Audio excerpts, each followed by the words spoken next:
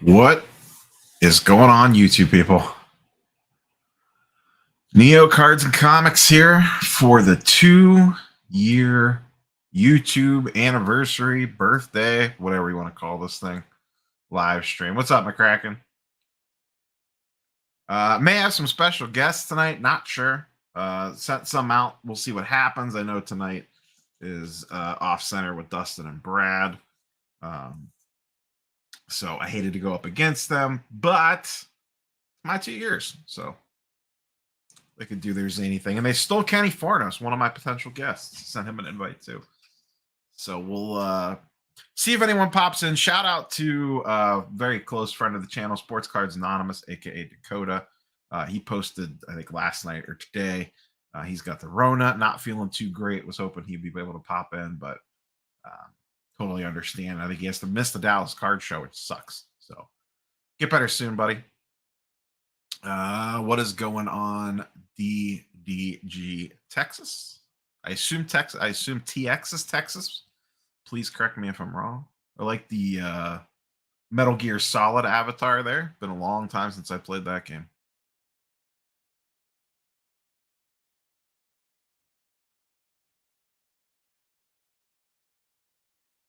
Might be me, but not hearing you. Can you guys hear me, chat? Am I good? Please confirm if you can actually hear me. Loud and clear. Okay, so it's you, Wisconsin Collectibles. Perfect. What's up, M Perk? M Perk, are you going to the National again, buddy? You gonna rip another box of NT? Thank you, Mitch. Thank you, Consumer Goods. Thank you for confirming, chat. A little bit of lag there. Always a little bit of lag. Always forget that there's a little tiny bit of behind the scenes. So I have nothing real particular to talk about. So whatever you guys kind of want to go, we'll go in whatever direction you want. Someone says Marvel card babies. Probably not the NT. Yeah, the hotel room costs more than the case of NT or a box of NT does. That's for sure. I don't know where you're staying at, but I'm excited for the National. I really am. Global, what's going on, buddy? I was initially a little pessimistic about wanting to go due to the location, cost, etc. But I've come around on it. I'm excited, not necessarily for the cards, but just to kind of hang out with everybody again. Obviously, a good majority of people are still going to go. I am very, very curious what the attendance looks like at the National. I'm also curious to see what the vibes are post Dallas show. I know I'm not a stock market guy. I check the app every once in a while, and I looked at it today, and it was a whole lot of red. So that's probably not too hot. I know personally, I was potentially going to attend Dallas. The cost of travel said nope, that's not going to happen. So I'm curious to see if what the cost of travel right now, if that affects Dallas card show attendance. The Dallas card show is one of the biggest destination shows outside the National, if not the biggest outside the National. And I have to imagine people are starting to pinch corners a little bit. Not everyone's made of piles of money. So, yeah, very interested to see what the Dallas attendance looks like. Hey, what's up, Steven? I don't know that's going to be a party, but let's hang out for a little bit, chit chat. I'll probably go for a while, but I definitely want to, at minimum, want to catch the second half of Luka v. the Warriors. Do I think the relative lack of offense in baseball is holding card prices back? It's not really helping. Other than like Aaron Judge, like Taylor Ward and a few other guys. Not exactly the craziest of baseball seasons so far.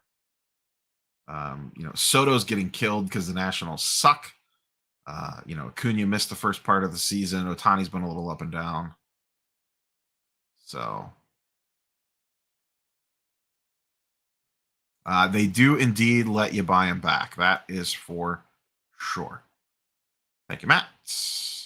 Thank you, 357. If I missed that earlier, if I missed anyone, sorry, coming in kind of fast.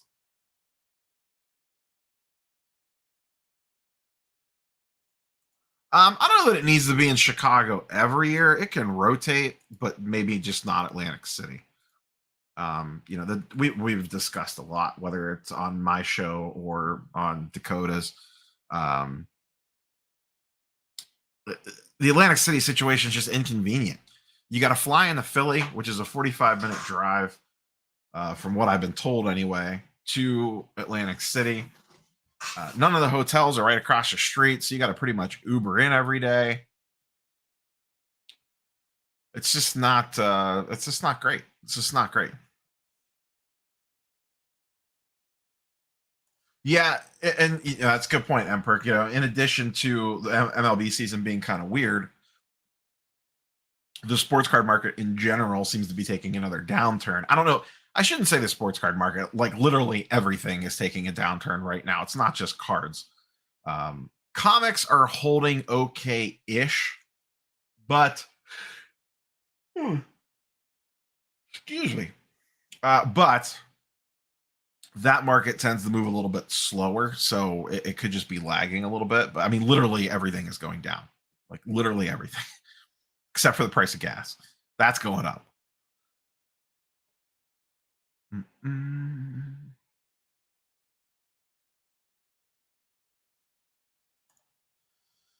As far as a national, someone who doesn't live in a major metro, the connections / routing are atrocious. I can only imagine, Mitch. I'm driving. It's a 7-hour drive. We're gonna drive. I drove to Chicago. That's 6 hours. I don't mind flying. I'll fly. I flew to Atlanta, no problem. I have no issues flying. I dislike flying from a logistics perspective, especially lately, the way they're canceling flights left and right. I know about a month ago, my wife and I were supposed to go to Florida for a wedding. We're supposed to fly out Thursday morning, go to Disney for a day on Friday, and then go to the wedding on Saturday. And the night before we were supposed to fly out, they canceled our flight. So we were left scrambling. Luckily, we were able to move the Disney vacation around and a bunch of other stuff and ended up not losing any money, but we lost out on the trip because it was going to be super expensive to rebook under a different airline at the last minute like this. This was like a month ago, maybe 2 months ago. And I just hate dealing with that. So for the national, like that's not something I want to miss. So we're just driving. I'm not going to get cute.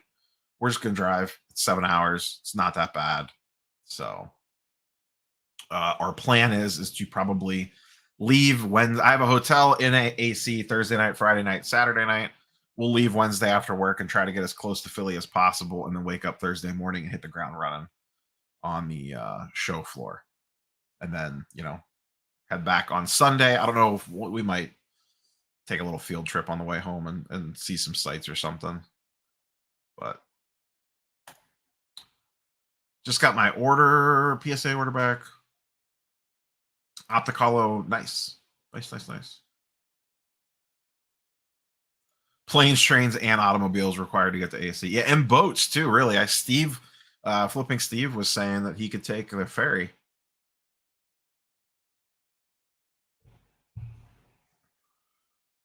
I have not bought any Deshaun Watson cards yet, and I have really no desire to buy Deshaun Watson cards.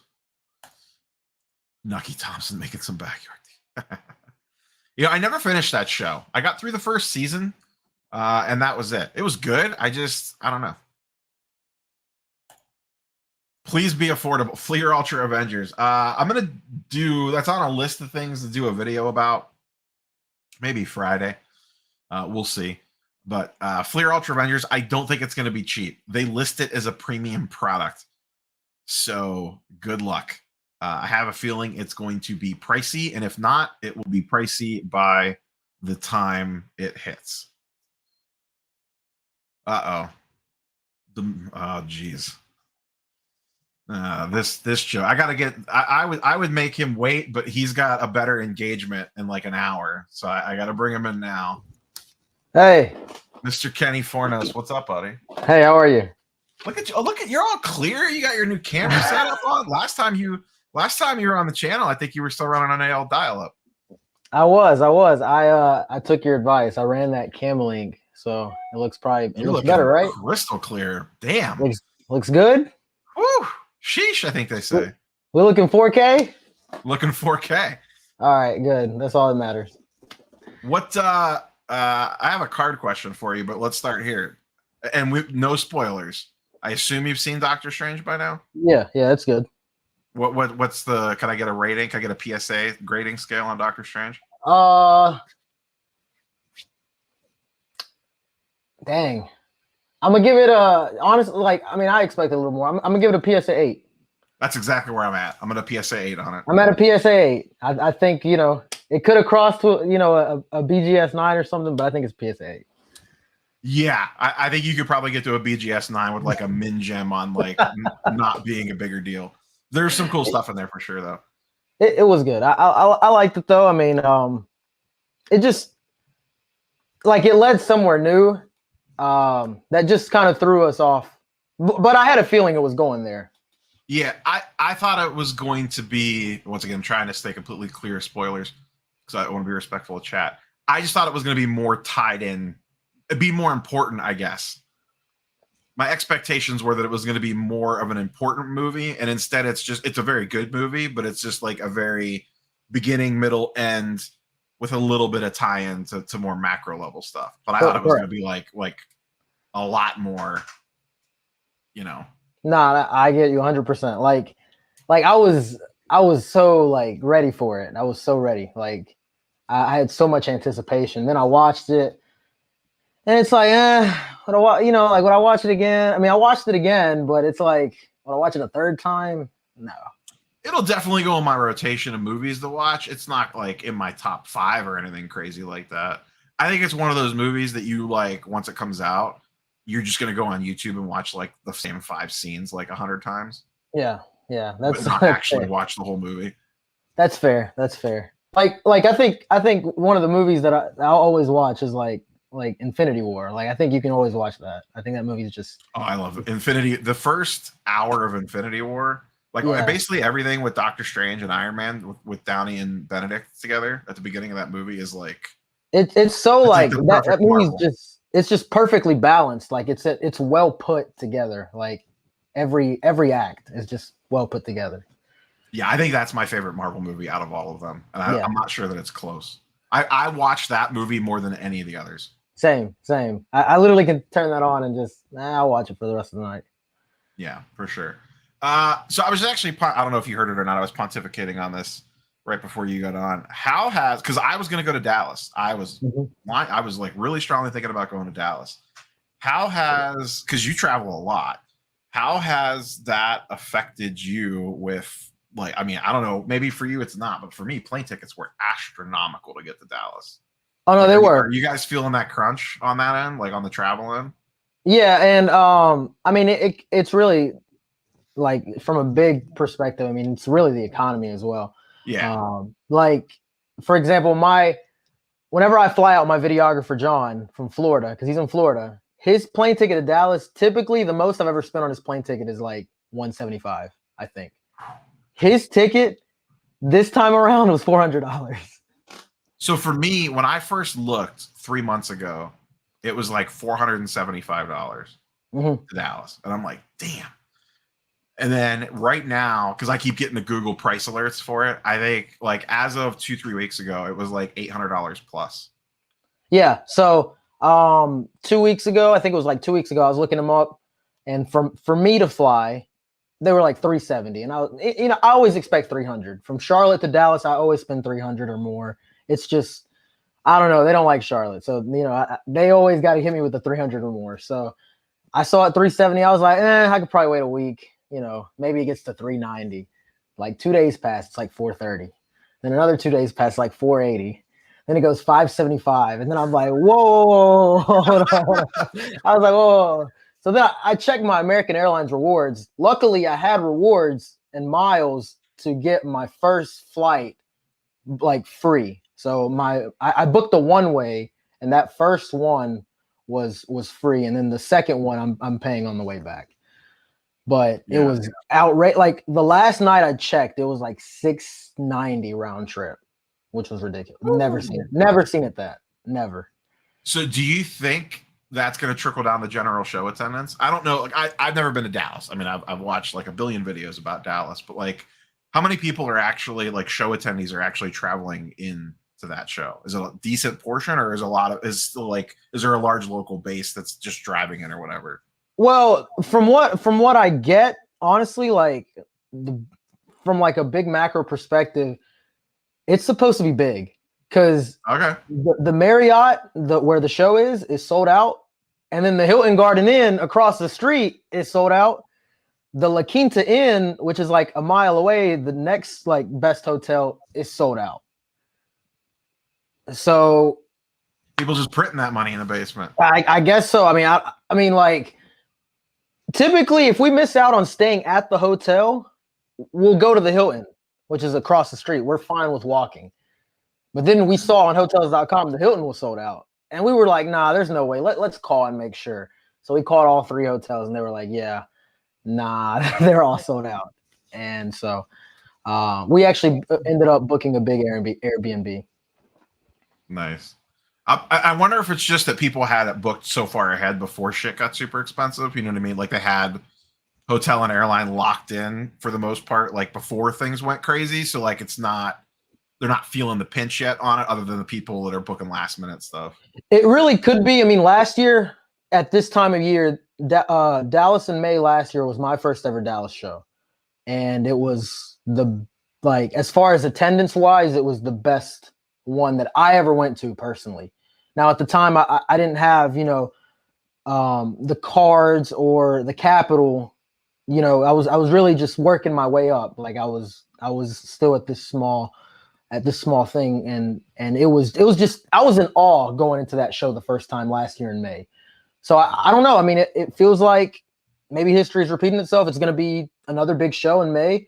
Like last year at this time of year, everybody was looking for those last 6 to 8 hot NBA players while transitioning to football, and then baseball was very hot. Yeah, I would guess on the NBA side, it's probably going to be a lot of Luka, Curry, and Tatum. Yeah. I mean, no offense to your Miami Heat, but for whatever reason, no one cares about Jimmy Butler cards. No, they don't. It's cool. Probably good for you though. I mean, if you like Jimmy Butler, you probably get some pretty nice stuff relatively cheap compared to what he's. I sold his 1-of-1 on eBay for like $200, so that was cheap. But it is what it is. I mean, he doesn't get Hobby Love. I do want to get some of his golds. I think they're very cheap. They're very hard to find though, and I know somebody that is actually a Jimmy Butler super collector, so he actually has a lot of the golds. Chat giving a shout out to your crystal clear quality. You had to step. You're on off centered later, so you had to step your game up. Well, you're gonna be on with Pretty Boy Brad. You gotta. Today was the first time I'm actually putting this to test. How does the audio sound? Because I'm actually using my camera microphone. Like I'm using my. Yeah. All right, cool. Yeah. Like so, I was like, legit though. You are crystal clear though. I'm glad that little whatever it is. What is it, like $80 or whatever for that? Yeah, the cam link. It makes things so much easier. It does. I'm using a different lens. Like this is a 16 millimeter lens, I think. So it's like more focused on like, it doesn't show like a big point of view. Otherwise you'd see this office as a freaking wreck. My view is very strategically cropped, because as soon as you get to like right here, and as soon as you get to like right here, it's a war zone. Trust me, I was like, because I got 3 lenses. Trying to find a house, so I'm slowly trying to pack stuff up. So there's just boxes everywhere to my left and right. Yeah, same thing here. So I have 3 lenses. One of them I put it on, and I was like, whoa, I can't have that one going, because it showed way too much. I was like, all right. Then I tried the other one. I was like, I don't think that one. Then this one, I had to just set it back like perfectly. But we're good. I got another question for you, but we're gonna start off centered early. What's up, guys? How are we doing? Dustin, how you doing? The PF Dizzle, aka Sports Card Dad, aka Retro Game Dad, aka I don't even know what else you got going on, Dad. There might be other things in the cooker. You never know. You never know. Dustin has 75 channels. He posts videos to one.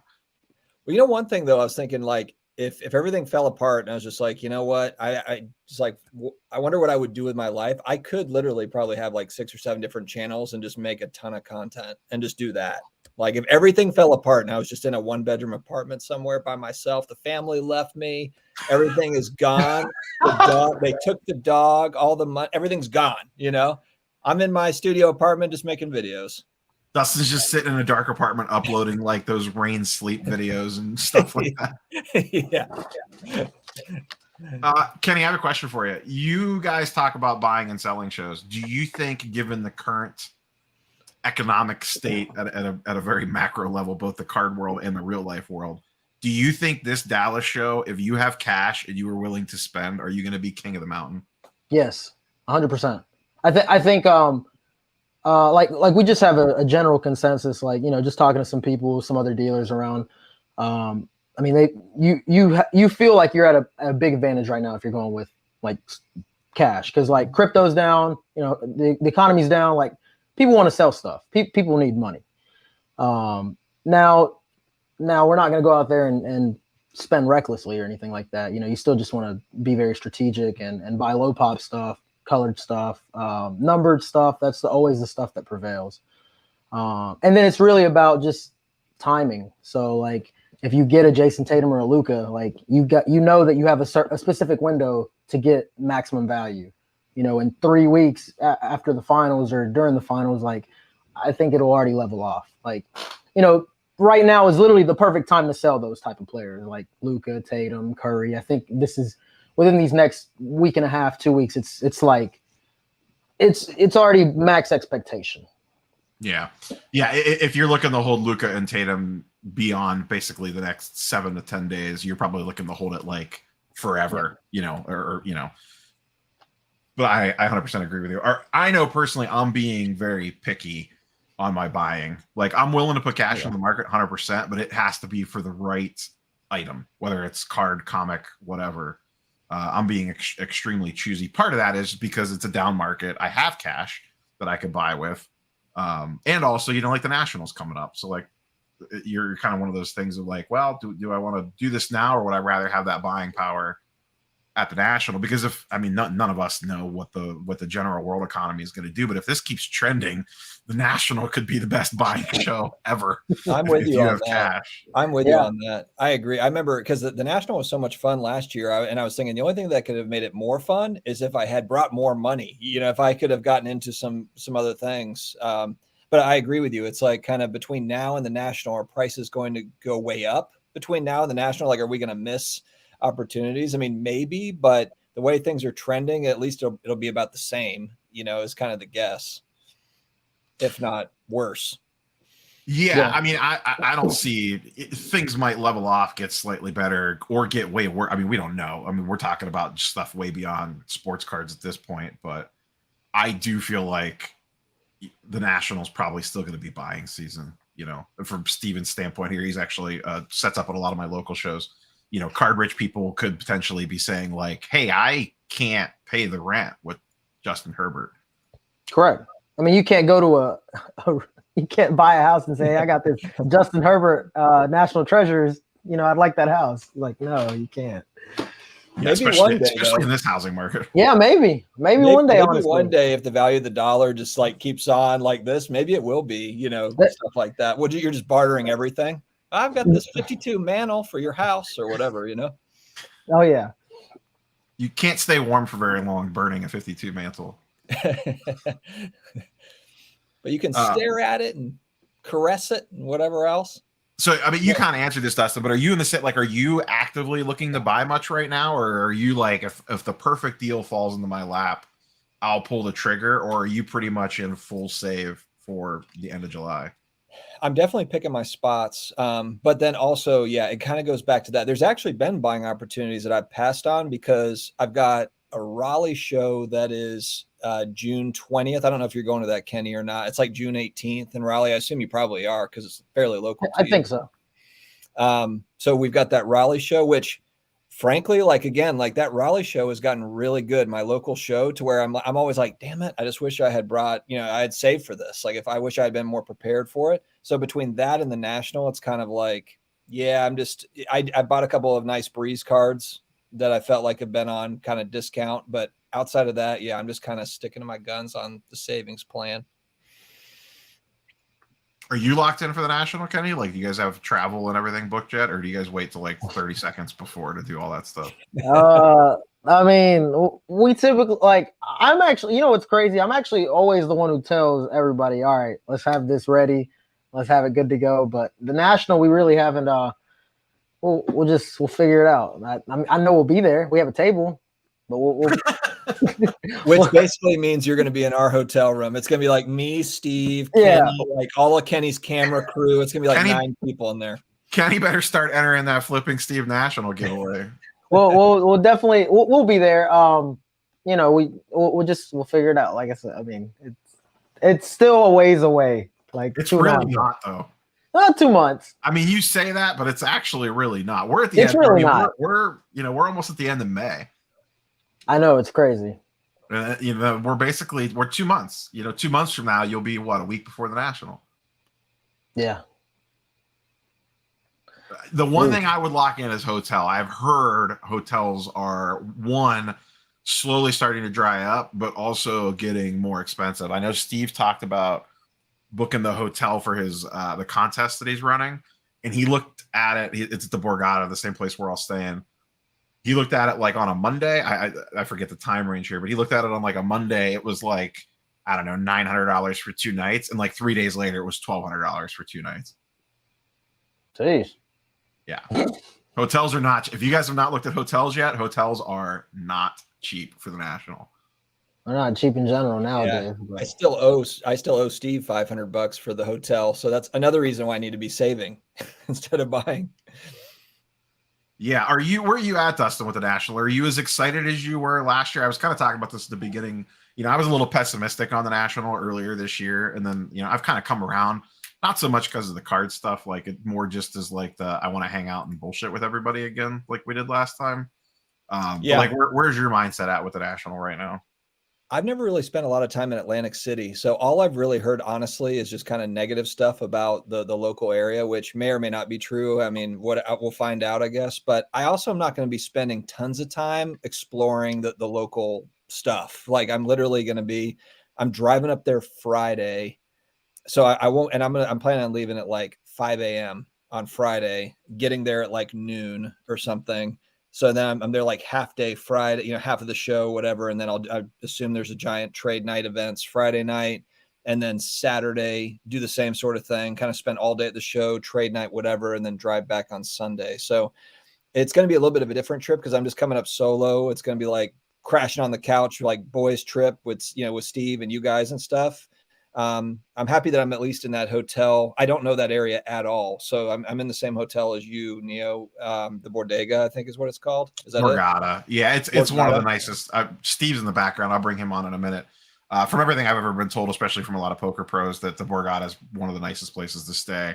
The big reason I picked it is because the wife is coming with me, and it's essentially she never has to leave the hotel campus. There's plenty of restaurants, pampering things, multiple pools, the whole 9 yards, because I don't really want her roaming around by herself other than to play Uber for us every morning. I like to go with I like to bring my wife too, but it's just kind of like, you know, because we have 4 kids, so it's kind of a getaway too, where it's like mini vacation. At the same time, though, it's like because it's in Atlantic City, we're not really going to have a lot of time to go do stuff. I'm just like, you know, I'm just gonna, you know, go up there myself, knock it out, and then, you know, come back. I'm gonna bring Steve on here in just a minute. Can I get a quick question for you? Are you guys, I think I may have asked you this offline, are you guys going to that show in Indiana next month? We have a table. Midwest Monster. We do have a table.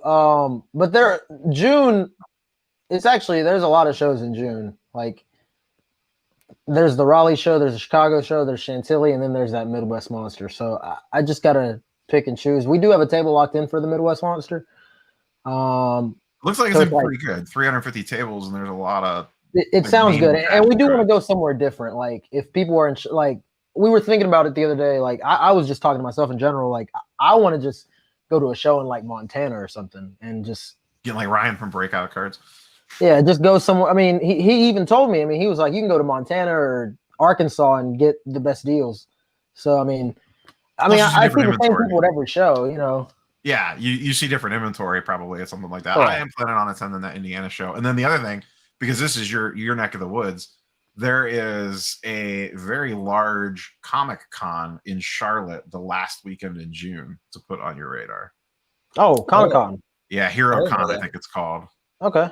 Do you know about that, Dustin? Because that's your neck of the woods too. Yeah, I might check that out. I mean, it's a 2-hour drive, and I Oh. honestly haven't been to a Comic-Con in forever. So yeah, that would be actually kind of fun. My brother-in-law lives in Charlotte, so I could crash there. Yeah, we're thinking about heading down for that. So I need to do a little bit more research on it. And speak of the devil, and he shall appear. Borgata, an Atlantic City expert. Flipping Steve. What's up, buddy? Oh, Flippo Stevo. What's up? Not quite the expert. Not quite the expert. Well, you're the one that's going to get us to win all the money at the casino during the evenings because you know all the tricks. Yeah, you know all the odds. Yeah, I do. Steve's So maybe, but maybe you can talk to the guys too. You know, tell But I them. also know that the odds aren't in your favor. There's no way to spin the odds in your favor. I know you got some connections there, man. They can, pull a few, Oh, pull a Steve's few going to be tricks. playing all of us. He's going to be like, hey, I got this bartender. He's going to hook us up. It's only $8 for a beer. Normally it's 10. Meanwhile, it's like $4 if you walk up to the play. It's going to be like that. He's going to be flipping beers. $8 plus tip. Steve will be like dealing. He'll be taking. Someone will screw something up, and it'll be like, slide over. Let me show you how this is done. Weren't you just teaching dice classes like a month ago or something? Yeah, just got done actually like a week and a half ago, 2 weeks ago maybe. Got done teaching 8 people. It was a big class actually. Did you tell them the odds aren't in their favor? Oh yeah, they all know that. Anybody who takes a dice class is already casino experienced. That's not a break-in game. So these are people who know how to deal simple games like blackjack and stuff. Steve's going to be counting cards. He's going to take like $500,000 off of the casino and head to the card show. I basically just know what are the smarter bets. Nothing is a smart bet. Nothing is a good bet. It's just some are better than others. That's all. Steve will be walking in Saturday morning, like buying all these NT RPAs and stuff from all the money that he cleared out of the Borgata. Oh man, I'm buying pre-national because I heard you guys talking earlier about how you think the national is going to be a really good buying opportunity. I think with a lot of people saving their money for the national, that it makes for a lot of the shows leading into the national a better buying opportunity. Steve, Because if everybody, I've just heard a lot of mindsets of, how many people do you talk to that say I'm saving my money for the national? That means they want to spend at the national. So if people want to spend at the national, what do I want to do at the national? I want to sell. It's just going to be a staring contest between the buyers and the sellers of the national. It's going to be your like negotiation tactic, Dustin. I said I'll give you 100. I said I'll give you 100. Dustin breaks out the Care Bear stare on people to try to get lower deals. There's some good shows coming up, though. There's good shows coming up leading in, into the national. Like Kenny talked about in June, there's a lot of shows. And typically the smaller shows a lot of times is where you would like to buy at. And I'm not even as much, on the show circuit as Kenny is, but I know that Raleigh's coming up. That's a possibility for me. Yeah, Steve's got an invite out. Steve, you have it. Well, yeah, so everyone knows. Come on down to Raleigh. Because I don't want to hear on a live stream later, like, how come I wasn't invited down? You're invited. I put it in. And Chantilly's pretty much a definite for me. I thought the last Chantilly show was really good. When is Seems like Chantilly? a pretty big Because show. I've been thinking about that too. That's June 24th, I think, to the 26th. Oh, that's the same weekend as the Comic Con. So that's pretty much a month before the national. So I look at that at a nice little possible buying opportunity to buy a month pre-national, especially since everybody else might be in a more of a tight-fisted mode around that time. And they're tight-fisted because they want to buy at the national. So, I just want to do with the opposite of what a lot of other people are doing, honestly. Yeah, I mean, I think it's going to be very interesting over the next between now and the national on how things play out. But I mean, I don't disagree with what you're saying though. I still think the national will offer up some deals. I do think the national will offer up some deals, but for me, right around national time is about the time I want to start buying my basketball cards. So, I mean, that's just the way, but the way the market has changed, my buying and selling tendencies might have changed as well. But I would like to scoop up some football a month before the national, so I have football to move out of and into basketball, which I think will be lower You get more bang for your buck, I think, on basketball cards at the National. I bought more basketball at the National last year than anything else. I got the best deals on baseball at the National last year. Because that's like the boring part of the MLB season where everyone's just kind of like, whatever. That's like when Juan Soto was the cheapest. That's when I bought my Soto pink refractors and stuff like that. So I think baseball's kind of a sneaky play at the National. You get the Devers purple refractor at the National? Yes, I got a steal on that. I remember that pretty quick. I mean, mainly for me at the National last year, if it wasn't something for me to keep, I was moving out of football. For like every Daniel Jones that I sold, I used that money to buy 3 Tyler Heroes, which then worked out for me coming into the it seemed like that was what I was getting on the dollar. It was like for every dollar of Daniel Jones, I was getting $3 worth of Tyler Hero, and then I sold those Tyler Heroes coming into the season when he was playing well. So may not work like that this year, man. The market's completely different. I'm really looking to get into some heavy vintage. I'm going to tie down that 52 Topps Maze. That's just going to happen. I don't know why I haven't done it yet. I actually was pricing some out last night. I'm just going to be like, the hell with it. And that's not something I would take to the National and look to sell. Like I said, right now I'm looking to buy in this down market and possibly sell it to National, but not that. Just weighing my options with the big inflation. Not a possible recession, recession coming, just a matter of when it's going to fully hit us. We're probably in at least 6 more months or 4 to 6 more months of inflation probably. So, well, and the CPI numbers come out every month. So you'll be coming up on, end of this month, you'll get some more CPI, and then end of June. And so if it's continuously bad news, but then if there's some good news in July 1st or whatever, then maybe that balances it out. Who knows? And obviously that's just one piece of. Yeah. And I don't think, and I personally believe, and I'm not a financial person. I work at a daggone casino. I buy and sell my money or buy and sell my cards on different trends than everybody else looks at. I don't look at the I mean, I do to an extent, but I don't look at what season is coming up. What off season is it? What's high? What's low? What's this, that, and the other? I look at the casino numbers because I have access to that information. And I say, are people gambling right now? Does the casino have a big drop? I don't look at the hold percentage because that has to do with people winning and losing. But I say, do we have a big drop in comparison to last year, this same month, or the year before this same month? What months are people coming out and spending lots of money to play blackjack and to play craps?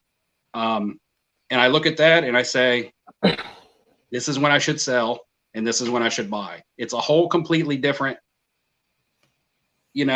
I use that as my gauge to tell when people have disposable income and when they're willing to spend it. And that's just because I'm lucky enough to have access to that information. And it's not even like there's any science to it. I just look at it and I say, okay, in the months of March and April, February, March, and April, we have big holds at the casino. We have big drops. We have big drops, which usually tends to lead to big holds, but we have big drops of cash and then it tapers off. So when I see big drops of cash in the casino, I want to sell my cards. Because if people are buying or people are gambling, people are buying cards. That's my mentality. It might be completely wrong. I might just be lucky. It might be coincidence.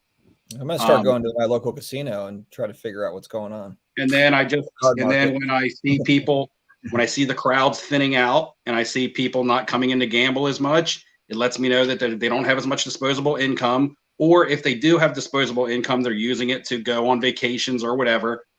And they're spending on other things, because I look at gambling as a leisure activity, which is basically like a hobby. I also look at it as it can be an addiction. Yes, we have hotlines for people who get addicted to gambling, but buying cards can be an addiction as well. So when I look at that, I say gambling and buying sports cards for profits are very similar. And I'm not even talking about on the aspect side of you're gambling on a prospect, you're gambling on somebody to go up in value or anything like that.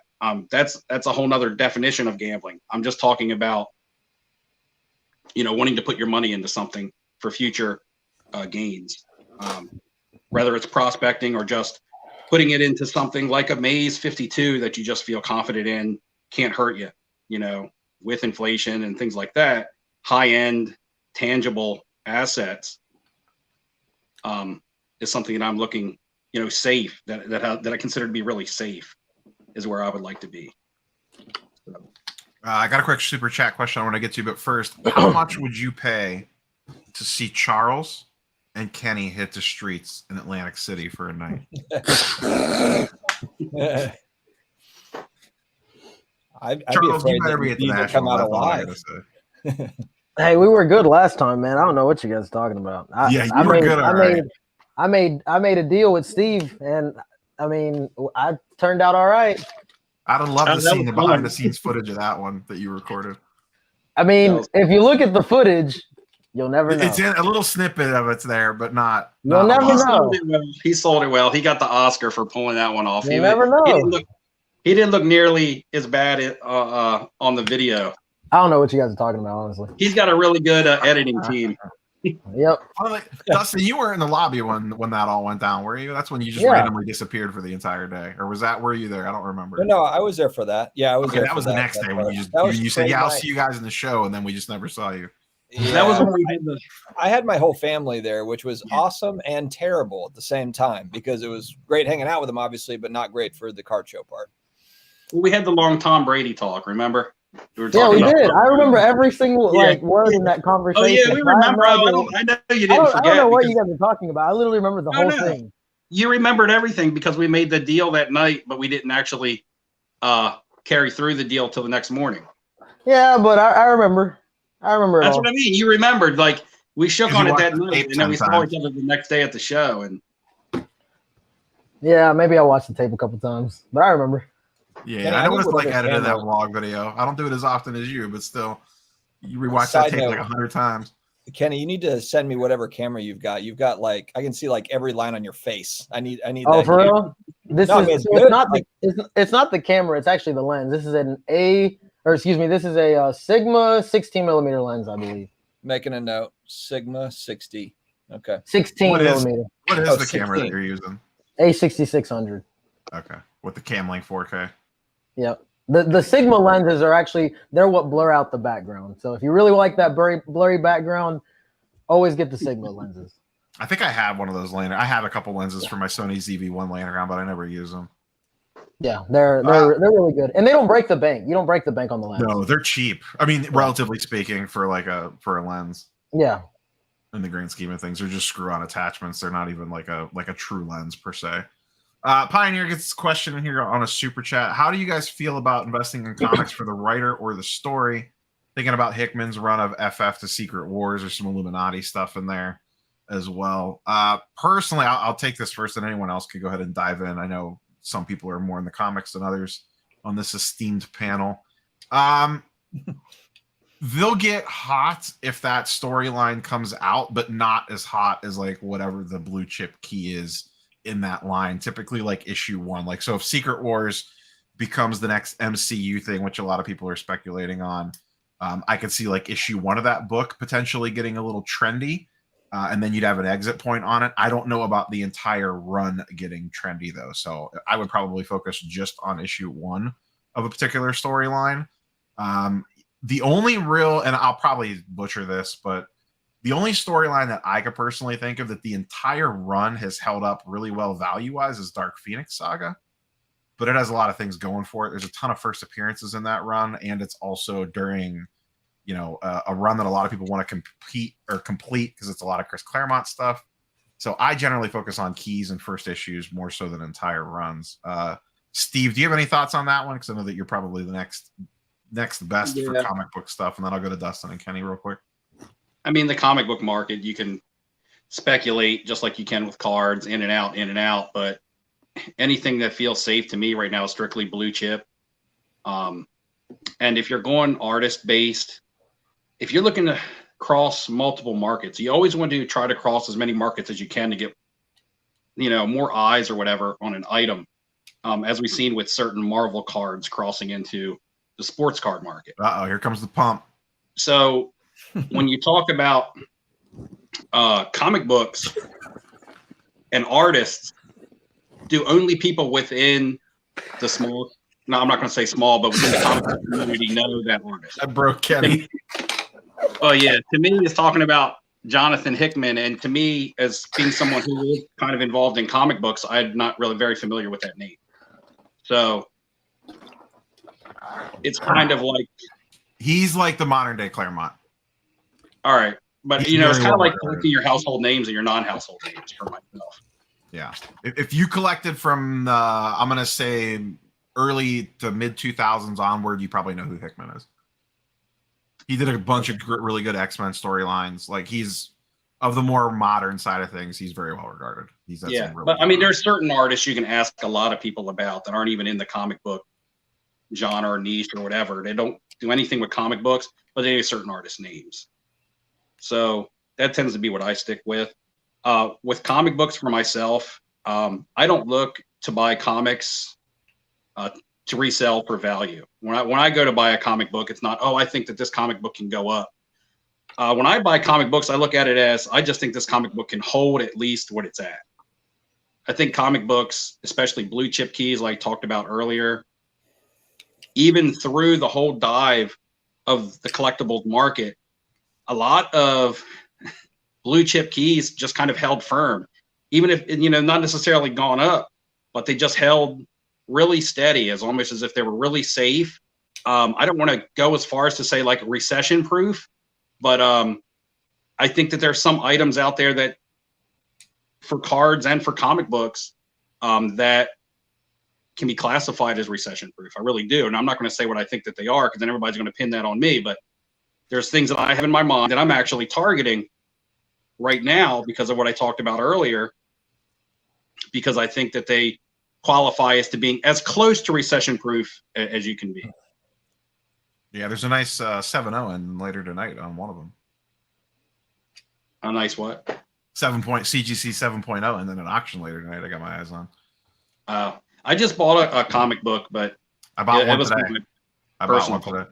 I very much, to your point, Steve, I very much treat comic books like most people treat vintage sports cards. Vintage sports cards. I mean, the way a lot of They people just look at the tend- vintage sports card market, that's the way I look at blue chip keys. They just tend to have a Jonathan, very safe basement. If you buy them at the right time, they have a really safe basement. The same thing applies to, like Silver Age comics, Bronze Age comics. Same thing as with vintage cards. Yeah. Yeah, Dustin, I know you dabble on the comic side. I don't know that Yeah. you've spent as much lately, but I know that you used to be much more involved in it. Do you have any, whether it's this question or just in general, any current takes on the current world of comic books? Yeah, I got back into comic books, graded books, at the same time as sports cards back in 2018, and I did pick up some good stuff, but I also speculated on like Spawn stuff and old Valiant stuff from like the 90s and some of the more I guess the more common stuff, I would say. But then, like, if I look back, it's like I could have just bought a lot of those kind of Silver Age keys at a discounted price from where they are now. And so I'm kind of in that same boat. I mean, I have quite a bit of like the Silver Age stuff. Now that stuff has gotten very expensive, but there's really good Bronze Age stuff too. 80s books that are in high grades, that I feel like are, some pretty decent long-term value with good storylines. Secret Wars #1 is one that I want in a 9.8. It's a $500 book. It's a great cover. Yeah, it's a great cover. It's not like mega rare, but it's also there's not 10,000 of them that have been graded. It's still relatively low compared to a lot of sports cards. So I don't really follow necessarily writers unless it's like, Stan Lee, Steve Ditko, the old timers. So I don't, it's one of those things. If Hickman is Stan Lee in 20 years or whatever, if he's relevant like that, then maybe there's something there, but it's just, there's so much spec on a lot of that stuff. Whereas I think for me with comic books, I'm just going to keep it simple with, there's so many keys, there's so many first appearance of this character that are cool, that are in that Silver Age, window, and Bronze Age too. There's so much out there. I got to jump off, boys. I got to get ready for the next. Yeah, go get ready. Make sure Brad's on time. Congrats on 2 years, man. That's big. That's Thank big you. You time. said yours what, like a month ago? Yeah, When was your March 2 years? 22nd. So about 2 months. Yeah, Oh, March 2 months. 22nd. Okay. All right. Later, right. Dustin. See you guys. All right, Dustin, I'll see you in a little. All right. See you, man. Kenny, where I know that we've discussed, the three of us actually have discussed comic books quite a bit, both on live streams and then for hours after live streams. Have you dipped your toe in yet, or are you still on the sidelines? No, on the sidelines. I'm not. I can't discuss something I don't know too much about, honestly. No, I'm not saying to answer the question. I'm just saying, like, have you like looked to say, like, I know you've, well, I have looked at like the the CSG or the CGC, like the what's it called, the like Census. pop report. Yeah, the census count. The census count. It's cool seeing some different books that I was checking on eBay and stuff like that, but it's not like I fully went in. You know what I mean? And you haven't pulled the trigger on anything yet. Yeah, no. Yeah, it is a much different world. Yeah, it's the same, but it's different. You know what I mean? There's a lot of similarities, but there's also a lot of differences. Yeah, and it's crazy because like some of the key stories, I actually have a pretty good consensus of like what goes on, because I've just been like a proofreader. Like I look it up and I'll literally just see the whole, what really goes on in it. But I never actually read it, which it's probably different, but I do want to one day when I get time, but yeah, someday. That Marvel Unlimited app, read on the plane, man. I know you told me. I did do the trial and I did read one book. And that's it. But you gotta get some CGC slabs on display behind you. They make great display pieces. I do. My background is very boring. Trust me, it's boring. Yeah, you gotta step your game up. Dang, my bad, man. At least I got Kobe right here. Yeah, but your camera's on point, so I'll give you that one for sure. Thank you. I got some cards back there, but you can't see them because cards don't make good background display pieces. Yeah, well, you can't tell what they are. Like what were those things called back then? The fat head. That's what I need. I actually have I have rolled up fat heads that I never put out. Like from growing years ago. Growing up, I always wanted a big fat head. Like, I mean, we didn't have a lot of money, so whenever you'd see the commercials, like I would always be like, dang, if I had a big fat head. At the time, Dwayne Wade was my favorite player, so I just wanted a big Dwayne Wade fat head, and I never got it. But my buddy and I used to buy them on discount. They would have like a clearance sale every once in a while, and you could buy like old team logos. So like the Cavs switched logos. I remember buying a bunch of Cavs ones because it didn't change much, and I didn't care that it wasn't the current logo. And you get them for like $15 for just like the big script C or whatever on the Cavs logo. Plus, they used to sell them at Cavs games all the time on the cheap because Dan Gilbert, the owner of the Cavs, owned Fathead, the company. Oh yeah, I do remember he owned them. Yeah. Are they still around? Is that company still? I don't know. I think most likely Fanatics probably bought them. Yeah, I was going to say Fanatics probably. If anything, Fanatics probably bought them out. You're probably right. I'm actually going to pull it up right now. I'm going to look. Yeah, I mean, 80. I'm like 60%, 60 to 80% sure Fanatics has some form of fat head now. They definitely still exist.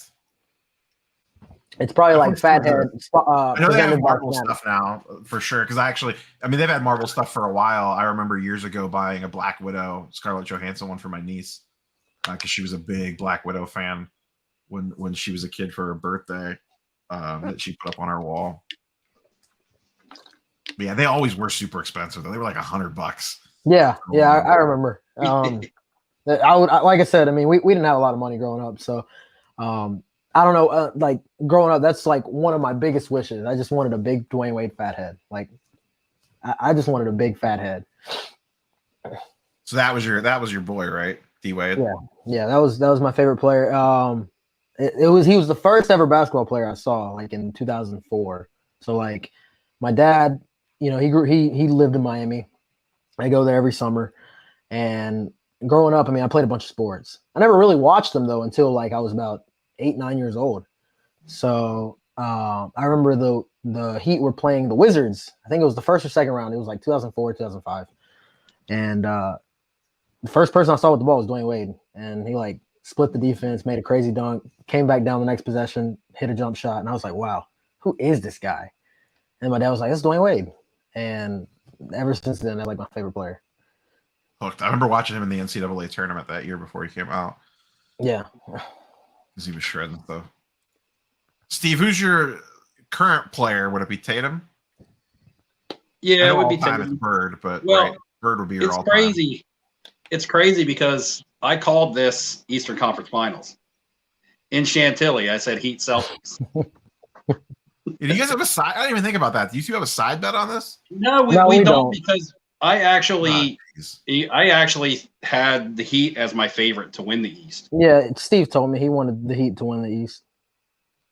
I had that finals. Now my mind has changed on who I would like to win. I really want the Celtics to win now, and Tatum's still my guy, but I'm still a hero guy too. So it's like I like players on both teams. I kind of like both teams.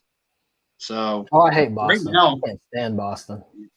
see, I just can't. I mean, I like Jason Tatum. He's a phenomenal player.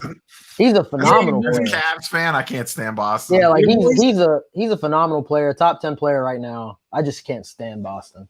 fool's gold was the term used. Yep, I did. I called them fool's gold. I did. I don't know if you said fool's gold. I know a couple of your friends said fool's gold because we were going to dinner and he said who's going to win or who's going to do really good in the playoffs. And I was like, you guys better watch the Celtics. And it was like, you're chasing fool's gold, man. That's fool's gold. But yeah, I mean, bro. I mean, they honestly just they turned it on to another level. And yeah, that's what I said. My thing was they got momentum, and you know how you see it happen in the NFL so many times, where a team really gets hot going into the playoffs, and they end up knocking off the top teams. Now, Celtics ended up being the number 2 seed, but they're still kind of like the underdog against the teams that they were playing. They were the number 2 and playing the Nets, and I'm going to say that they were probably considered the underdog. They were And because of the duos. And even playing the Bucks, you know, the number 2, they were probably considered the underdog. Actually playing the number 1 seed is probably the first time that they may not be considered the favorite, but probably not considered the underdog either. Like, I think that this series is pretty even. I think I mean, everybody wants Boston to win because like Miami's boring. They're boring. No, they are. They're boring. I get it. Like Jimmy Butler is card perspective, like other than Hero, like no one's really spicy from a card perspective. No one's running from Bam out of bio cards. It's because Jimmy, he beats you so textbook. He's so fundamentally skilled that it's boring. He doesn't shoot threes. Doesn't have great handles. He'll just beat you fundamentally. So like people don't like watching that. They don't like true basketball. So like, you know, they'll love watching Steph Curry jacket from 30, Tatum cross you up and then pull up 6'10", Luka hit you everywhere, you know, but then you watch Jimmy Butler and you're just like, they're boring. We don't know. Game starts in half an hour. If Luka comes out and drops like a 50 burger and beats the Warriors tonight, how hot are his cards going to be at Dallas this weekend, Kenny? Look, I have a next day Luka auto at PSA right now, and it's not going to be back. It's not. Today do you refresh the website? It's not going to come back. I mean, my flight's tomorrow morning, so I am disappointed. You can at least get it on eBay with that seller ready image. Oh yeah. But his stuff is going to be. I mean, everybody's still asking for him. So, like, I think it's a great time to sell him. Now, it's always better to sell too early than sell too late. 100,000%. That's the thing that sell this way, not that way. Yeah, it's you know, like there only few will really understand. Like right now, Luka and Tatum are at this exceptional level. Yes, they can get higher, but if you have that opportunity to capitalize at this, and then you wait, and then it's back to this. I mean, at the end of the day, I mean, you just shot yourself in the foot. So. There's always going to be another time to buy Luka and Tatum again. Yeah, in like a month. Yeah. I mean, unless one of them literally goes on to win the NBA championship, and even then their prices are going to come back down. We see it every year with every sport. Like, just wait a month, and then they come right back down again, even with a ring. Even Luka would come down with a ring. I mean, LeBron went down after winning an NBA championship. Like, yeah. Other than maybe Brady. Brady might be the one that's immune. Oh, yeah, that's true. I mean, his stuff is just, I mean, it's Tom Brady. And even his stuff has come down the last, since his whole, like, I'm retired, I'm not retired thing, like his Bowman Chromes and stuff were down like I don't know, 20% or something like that. I think roughly. Even his autos. Yeah. So like even I mean, part of that might be the general everything. I don't know how much of that's Brady specific versus just the general world. Could be, but yeah, I hope Luka winning for the card perspective and that narrative would be the best of that. And I just can't stand the Warriors, so I'm going to be rooting for Dallas. I do want to see Luka win. I think Luka Tatum NBA Finals would be good for like an NBA perspective, like just generally speaking. I was telling a lot of people when I was on the West Coast. I mean, everybody looked at me like I was crazy when I said Luka would beat the Suns, and I was like, I'm telling you right now, like Mikal Bridges and Jay Crowder cannot hold that man for 7 games. Like they can't. And the proof was right there. I mean, game 7, they were exhausted. Like that man came out firing, and he's really good, man. He really is. It's crazy how skilled he is and how slow the game is to him because he's been playing pro since he was 13. So I mean, you've been playing pro that long. By the time you're 10 years at any profession, it's just second nature. So I mean, he's only going to get better. He's already like a top 23, I think. Yeah, he's already like borderline top 5. Like it's ridiculous. I think, active players in the league, I think it's Giannis and then him really because if you're, obviously Curry and Durant and those guys are still up there, but they're slowing down. I mean, you saw it last series. Curry's been good, but he hasn't been like Steph Curry. And, Durant's what, 33, 34 now? Like, I do think he's 5. I think he's 5. I think it's Giannis is the best player in the league. I think Giannis is like head and shoulders above everybody else. Yeah, like Giannis this year it's ridiculous. But he does need Chris Middleton. You see that. That's what I was just gonna Steve, if the Bucks had Chris Middleton, are the Celtics in the Eastern Conference Finals? Well, if you go by game, or are you just looking at game 7? I mean, no, just period. Like they had Chris Middleton from the start of the season. Chris Middleton never hurt his knee behind game 7. I'm gonna say the Celtics would have still won.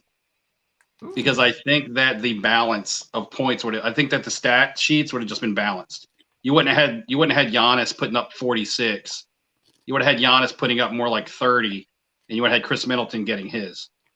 I still think the Bucks scored a lot of the points. They may have got a couple more baskets. I get that, but I still think that and maybe Giannis wouldn't have been worn down as much by that defense, even though because in game 7 he scored 25 points, but he missed a lot of easy bunny shots because I think he was just beat up and worn down through 7 games against that defense. So yeah, it's always good to take pressure off of your number 1 player, but by taking pressure off, does that necessarily mean a bigger box score? I think some of the stats would have just been split between the two. The games might have been closer, might not have been a 30-point blowout in game 7. But, for them to sweep Kyrie and Durant, then it's hard for me to say that the Bucks would have beat them with Middleton. I also have a little bit of bias because I'm a Celtics fan, but still, to try to be as unbiased as I can be, I still think it would have probably been a 7-game series, or it still would have been a 7-game series, but I still think the Celtics win. Interesting. Good timing for this question. We get a question about WWE Prism boxes, and I'm going to pivot a question to Kenny because I know he does have to leave pretty soon. And then we also have Man, the Myth, the Legend, Wrestling Card Pumper. Nice. And the best part is literally perfect timing with the AEW hoodie on. Perfectly played by you. That is complete coincidence. Kenny, what I want to ask you wasn't necessarily WWE specific, but I know like you got bit by the Marvel bug a couple months ago. What's the vibe on the show scene for non-sports stuff? Whether it's Marvel, WWE, I mean, sure, wrestling's a sport, but like I'm going to classify that as like a relative, basically non-mainstream sports card or non-mainstream cards, not NBA, not MLB, not NFL. What's the vibe like right now for Marvel, Star Wars, wrestling, like the alternative stuff? I just think people are very selective.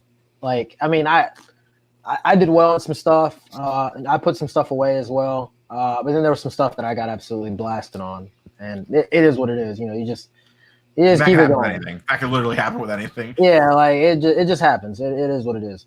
It's crazy. Like we were gonna buy a WWE Prism case for 11. It was like 11. Then it got to like 14, 15.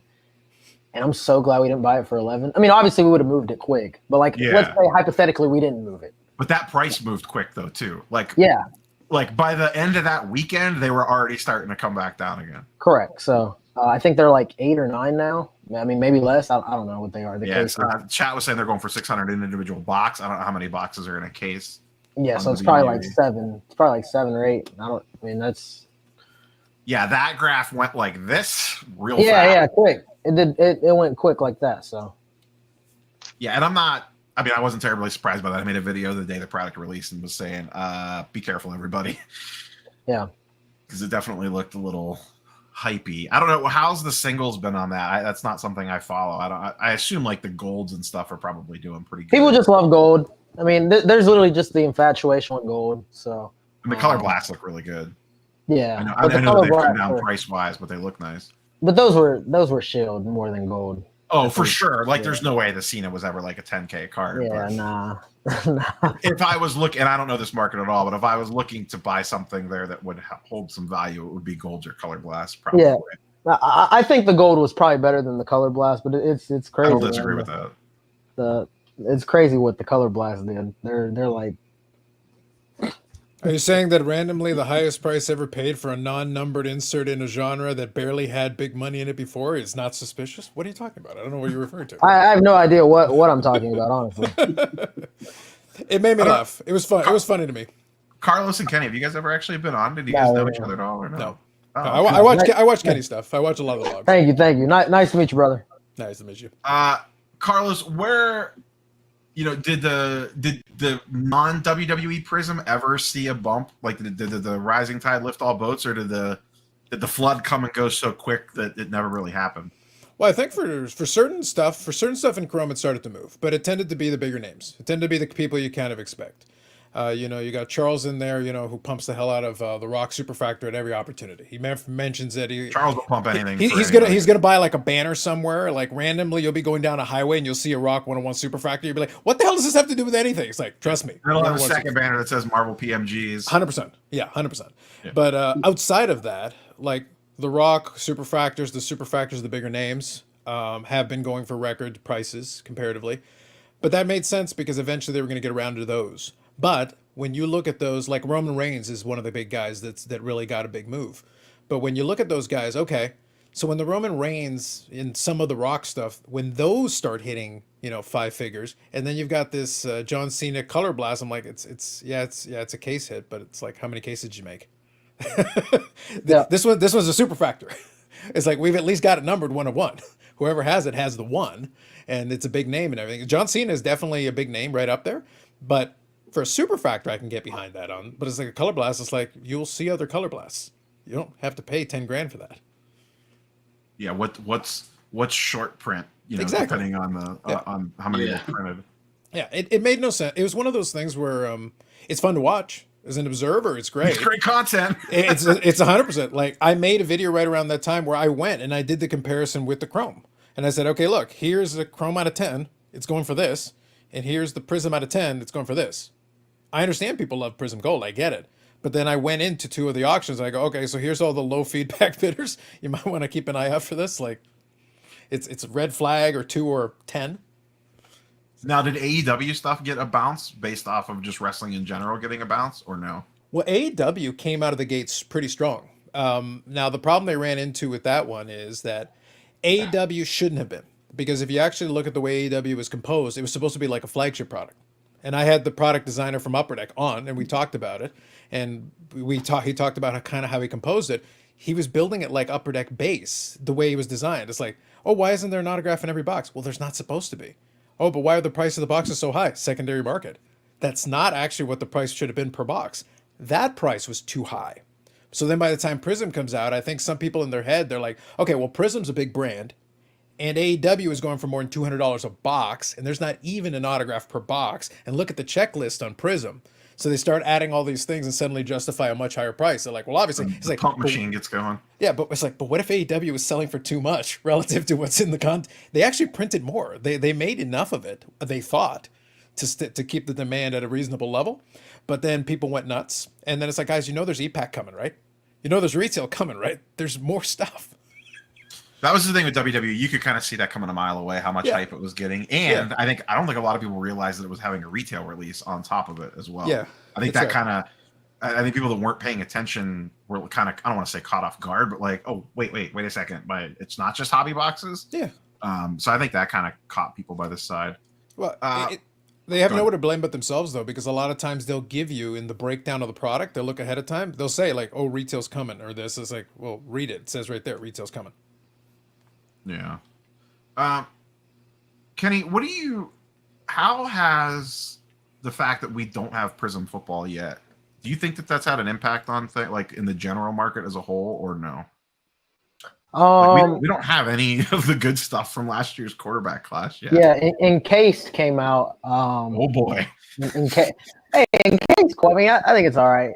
Encased, the National Treasures did just come out. We literally just got that this week. Yeah. In May. I mean, I am ready for, some silvers, some, true parallel colors.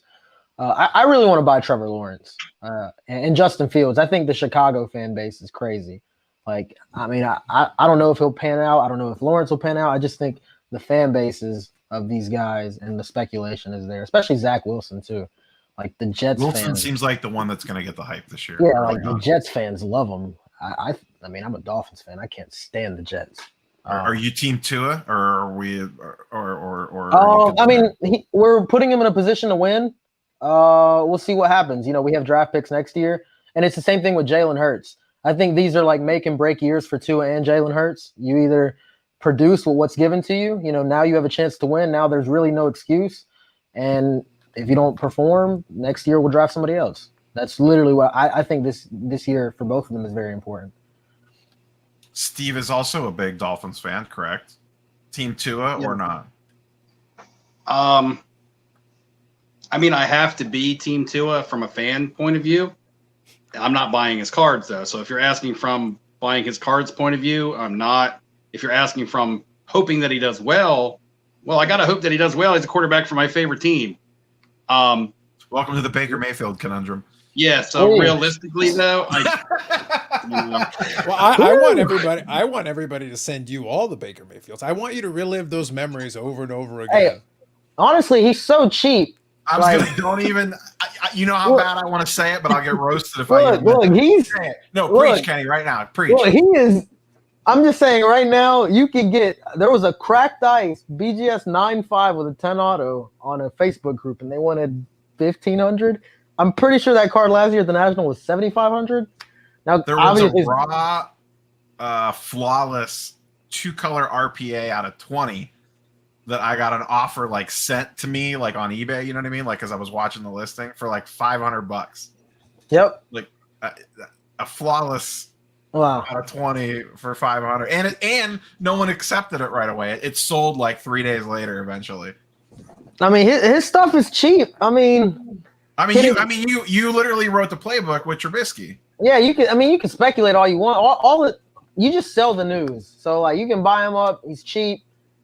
Whenever he signs somewhere or gets traded, obviously still at Cleveland. He's either going to get cut or he's going to get traded. Exactly. So and then he's going to go somewhere else. If he gets cut and the Steelers sign him, like.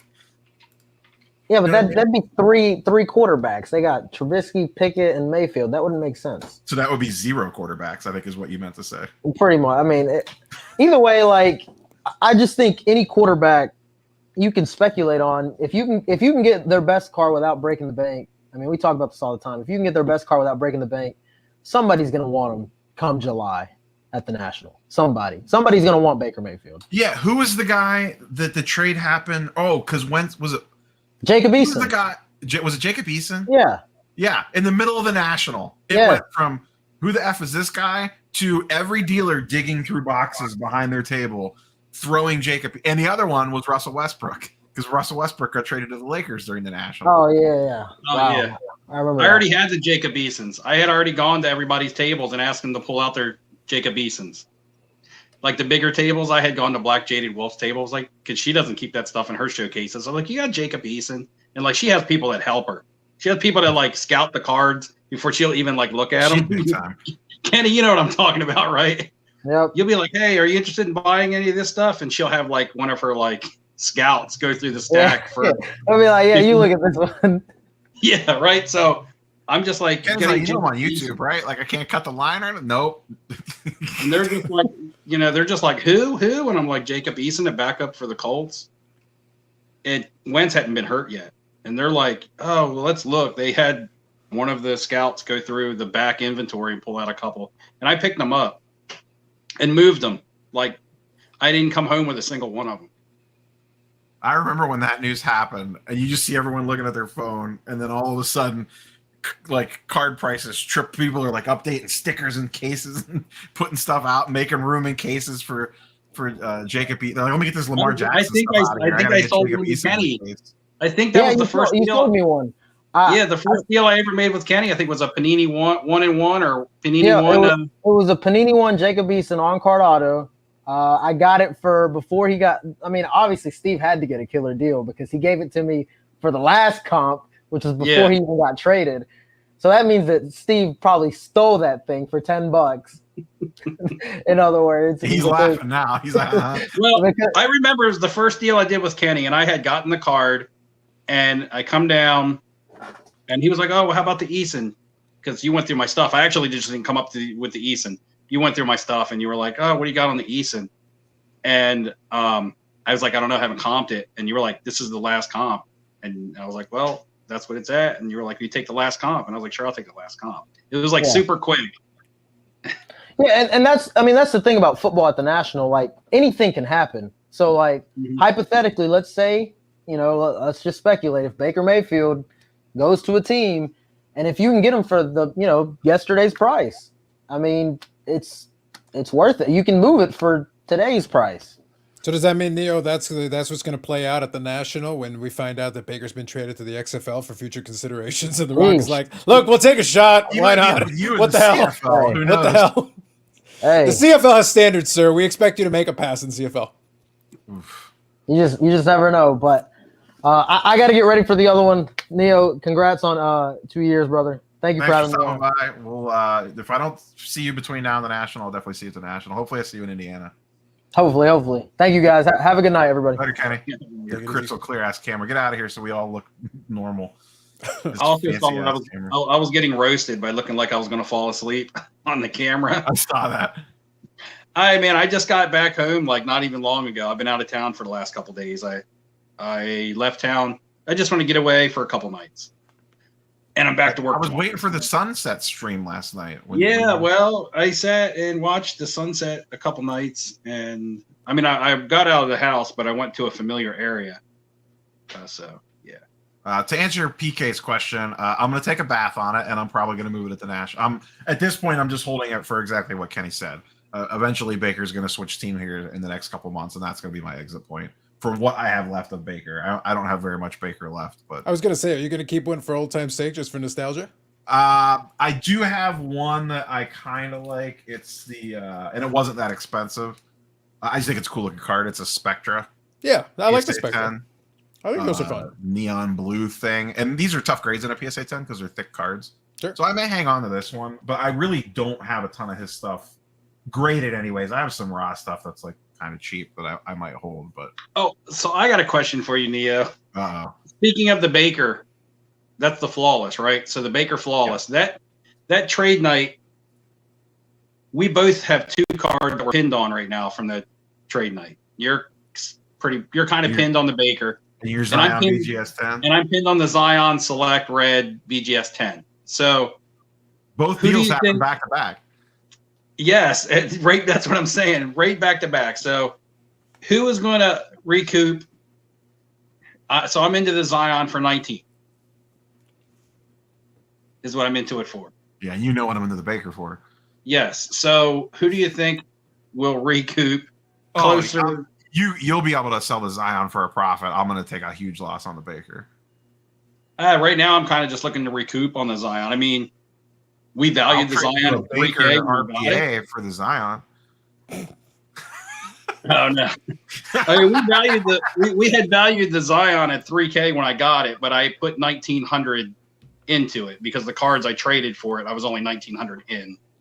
So I look at that's what I'm in on the Zion. So it's like, but I traded a Sam Darnold and a Kyler Murray, so I think I'm okay. I think Zion will be low key popular at the National. Yeah, maybe. I've had people hit me up with close to what I want. Here's the thing. If you're willing to move Zion, people will have interest in it. Because when you go to the shows, like even my local shows and like medium-sized shows, like when I went to Shipshawana, which is like 250 tables, no one has Zion in their cases. No, I barely see because they're all so underwater on them. They don't want to move them. Mm-hmm. So I think worst case, you would be able to get out of that card even, and maybe you could get slightly higher trade value on it. I mean, I don't know what the comps are on it, but you might just be able to do that just by the fact that you're one of the few people that actually has Zion sitting out willing to move it. You know what I mean? Mm-hmm. Well, and like shows that I've been at, they don't have Zion out, and the people that do are still very much they're in March 2021 comps overpriced. So either it's because they're underwater or they just honestly don't want to sell unless somebody's really willing to reach, and overpay, which I think that's what they're hoping for. I don't think people are selling at prices as much on him that are underwater. I think it's more so, I don't really want to sell it, but if somebody's willing to give me this much money for it, I'll sell it. I think that's kind of an approach on him right now. I think you'll be able to trade out of it a lot easier than sell it, at least for the value that you have attached to it. Mm-hmm. And I would rather trade down. As people are with cash right now. I would rather trade down. I mean, if I could get a $2,500 trade value on that, or if I could get a $2,000 cash value on that, or like a $2,500 trade value on that by going down, I would rather 1K cards or something. Or I would rather trade down into more cards that are just easier to move, that are higher volume cards. I would say high liquidity / higher volume, however you want to, talk about it or discuss it. Yeah. I know you guys were talking about it earlier. Do you think the National then, if things stay kind of where they are, or they move down a little bit more from where they are, do you see it as being more of a to basically break the stalemate of the stare down between the buyers and the sellers? Do you see it as being more of a trade thing, or do you think that some people will move some cash? I think cash will be the ultimate weapon if you have it. I think it'll be a lot of trading for sure. Which that was last year's. People just love the trade, like just regardless of I think what the current market state's doing. I think you got more flexibility if you're willing to do that, because cash is cash. It's straightforward. Am I willing to take it or not?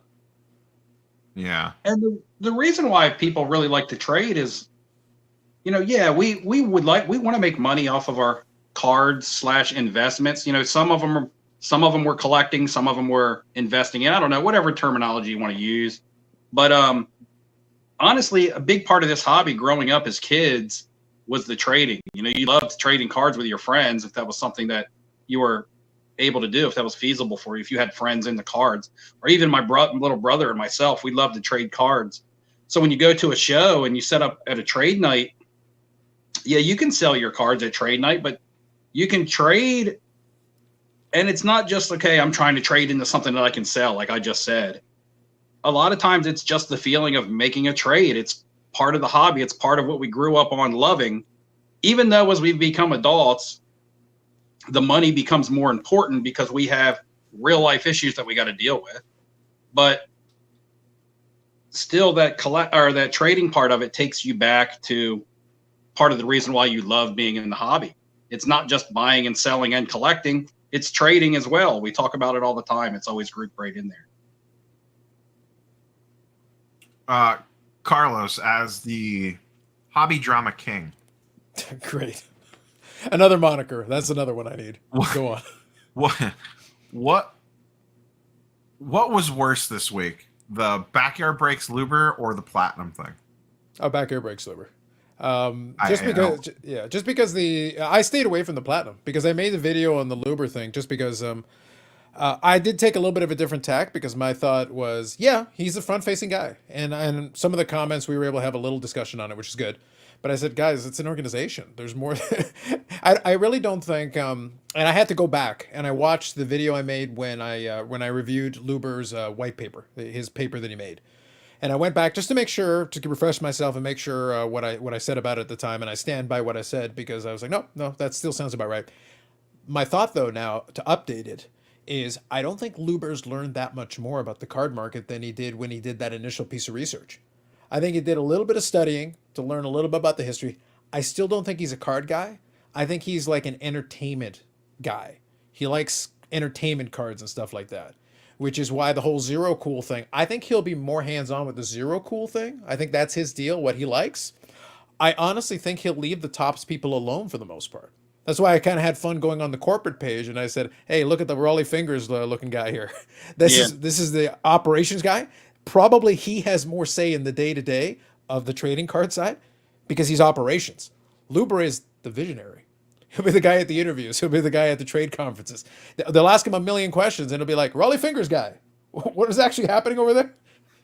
Yeah, I loved that video, Carlos, because even myself, somebody who's, I would say, fairly deep into the hobby, and I do content and stuff, it takes up a lot of my time. The hobby does. Sure. That video put a lot of stuff in perspective that I never even thought about. You hear about Luber, and that's the face. Yeah. You hear about Nat Turner, but then you broke it down about he's the head of this part, but it's a big company. And the way that you broke that down, like, I never even thought about that stuff as someone who looks at this stuff every day. Yeah. It was very informative to me. So I mean, I thought that was a really good video. I'm not trying to like blow smoke or anything. That was a really good video when people are talking about looking for informative content that's scholarly, one might say. That you can I was going to say, I've been in danger with the scholarly content lately. It's not good. Be careful now. You might get a badge or something if you keep doing videos like that. I was getting scared. My last live stream scared the hell out of me. I was sitting there. I was like, we've been going for hours, and I haven't filled nearly as much of the nonsense and ridiculousness as I'm used to around here. There's way too much information going on here. What's going on? I'd be very curious, the card ladder scholarly content thing, and then Luber goes on with backyard breaks. It's just like, well, there you go, guys. This is, just proving all of our points that like people don't actually want. I shouldn't say people don't want scholarly content, but that's not what drives engagement, shall we say? Yeah, it's a fun thing to make fun of. Like, it honestly is. It's a fun thing to make fun of, but like, I get the idea. But whenever I listen to that, it's like I go back to when I did do school and I had to do a lot of scholarly content. That's my background. That's what I used to come in. It's like, guys, this isn't that serious. I've been in sports for a long time. It's not that serious. It doesn't. You can do the analysis if you want to. If you're interested in it, that's great. There's nothing wrong with that. I like bringing in some stuff from other hobbies, other types of collectibles, bringing that in a little bit. That is the extent, though, that I'm willing to go. I'll give a history lesson, or I'll go and, hey, here's the company. Here's some folks you've never heard of who, by the way, are having a lot of say in this stuff. So when you look at Josh Luber, just remember, Raleigh Fingers guy is probably more aware day to day. He's probably on the phone with the folks at Topps. Most likely, a lot of those folks in management at Topps are still there. So guess what? Flagship next year is probably not going to be fundamentally different than it was this year. And you know why? Because there's no reason to mess with it too much. They might tweak it, adjust it. It's going to be glacial. It's not going to be this revolutionary thing. We're going to change it overnight. Everything's going to Dutch auctions. I really doubt that. I think the changes that you would see that would be more disruption oriented would be behind the scenes, not front facing. Yes. To your point, you're going to see distribution radically change before you see what Topps Series 1 looks like radically change. I think there's going to be products. I think it's easy to get really emotionally invested in what's going on with it, and I understand it. But that's where I try to be like, okay, look, just consider something. There's a really good chance that if you like collecting flagship, you're probably going to be able to do it next year just like you did this year. You'll be able to get retail blasters. You'll be able to buy, hobby boxes if you want to. If you don't want to, you'll still be able to get the singles on eBay. It'll be fine. You don't need to use breakers if you don't want to. It's okay. It doesn't matter. You don't have to buy anything from the half-shirted guys. You don't need to, I promise. You have other options. It's okay. Yeah, I think how they shake distribution will be very interesting. Like, do the big distributors still exist? Are they still needed? They've kind of hinted that, oh yeah, they will, but I that's kind of like I'll believe it when I see it type situation. I think what they say about LCSs, I do tend to believe that they do need LCSs and they'll be intricately involved. I don't know that they need blowout or GTS or pick your big middleman distributor. Maybe initially they do, but long term, those would be, if I was in that business, I would be more concerned than if I was Ryan at Card Collector 2 or, Yeah. Burbank Sports Cards or something like that. Well, you could always kind of you could always split the difference. You could always provide some stuff for them. Because some of that product needs certain distribution channels that makes it easier to move. Because something like a flagship with the amount that they print, and they print tons of it, it might just be easier to send a bunch of it to a couple of distributors who'll take care of that for you. And then throw them a bone, offer them some other decent products. But then like the super high end, that could be your Dutch auction stuff. That could be your hey, this is the format we're going to do. You can all bid on it. Here you go. Have fun. This is how much we made. Bid away. Yeah. I want to comment on part of what Hector says here. I think it really depends on, do young people actually go to LCSs? I think it really depends on, sure, do you have the Grognard LCS that's the guy still pricing things out of Beckett, or do you have a modern LCS, like a Card Collector 2 or a Burbank or RBI Crew? There's a bunch of them out there, 101 in Cleveland, that are these new age hobby shops that are doing trade nights and stuff. Like I go to Card Collector 2 trade nights. There are kids everywhere. The kids outnumber us, like people our age, by a mile, and that's not even for his kid specific trade nights. I mean, Steve, at the National last year, how many people a third of your age did you do deals with? You know what I mean? Like the young people are well represented in the hobby. Maybe I know his stance was LCS specific, but at last year's National, there were a lot of 18 to 20-year-olds and way younger that have way nicer stuff than I do. Yep. What was that? The trade night? Didn't someone ask you about something and you're like, yeah, sure. And then he whipped out some crazy card, some young kid, or am I thinking of someone else? I'm not sure. I don't remember. I know I had that happen to me at Card Collector 2s at least a couple times. But I mean, you've definitely seen it where some of these 15-year-old kids open up their case and you're like, holy shit, that's like a 5K Luca in your case. Like, what is happening right now? Like, yeah, I don't know. Are you going to isn't the Toronto Expo thing soon, Carlos? Yeah, right about 2 weeks. I think it'll be 2 weeks tomorrow. So are you attending, or is that? Yeah. Okay. Yeah, I've been attending those since '95, and I think I've missed. They do them twice a year, and I think I'm pushing my 50th of those shows. Ooh. Yeah, so that's the one that I always go to. It's in my backyard. For me, it's a hop, skip, and a jump. I will get a hotel room just for convenience, just because of where it is, just so I don't have to commute too much back and forth. But I could technically just commute back and forth if I wanted to, from where it is. If I drove, it'd be about 35, 40 minutes. Oh yeah, definitely hotel room for that. Yeah. What's the kid presence at that? Like, what the last one that you were at, I assume, was 6 months ago then? Yeah, give or take. It was last November. What's the young person, the sub 20 presence at up north? I would say it was pretty decent. I think the Canadian market was kind of strange because I remember shows in the mid and late 90s after we were supposedly dead, after the junk wax era. And there were plenty of kids there at that time. And they were going nuts over promos and stuff. And I remember having to go get in lines to get into promos. This is like in the late 90s when the hobby's dead, supposedly. This is what I keep hearing. We didn't have this issue. And the companies were all doing their thing. Pinnacle was, especially like 96, 97, 98. Pinnacle was still at the peak of its powers. But we had Pacific, we had Pinnacle, we had Upper Deck, we had Topps, and they all had a booth. So it's a Toronto Expo. So we could go there and do that. So it's like, it was a lot of fun to go there, and you did have kids, and you had a lot of promos and giveaways and different things that you could have. You would invite some of the Toronto Raptors, especially in that early. None of them were any good, but you'd invite them to do like autograph signings and stuff like that. So different booths would have that as a draw.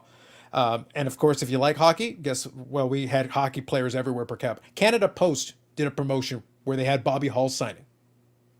Canada Post, they had a booth and they had Bobby Hall signing because they did these little stamp portraits, and then you could get a big version of it. And if you bought it, he would sign it for you.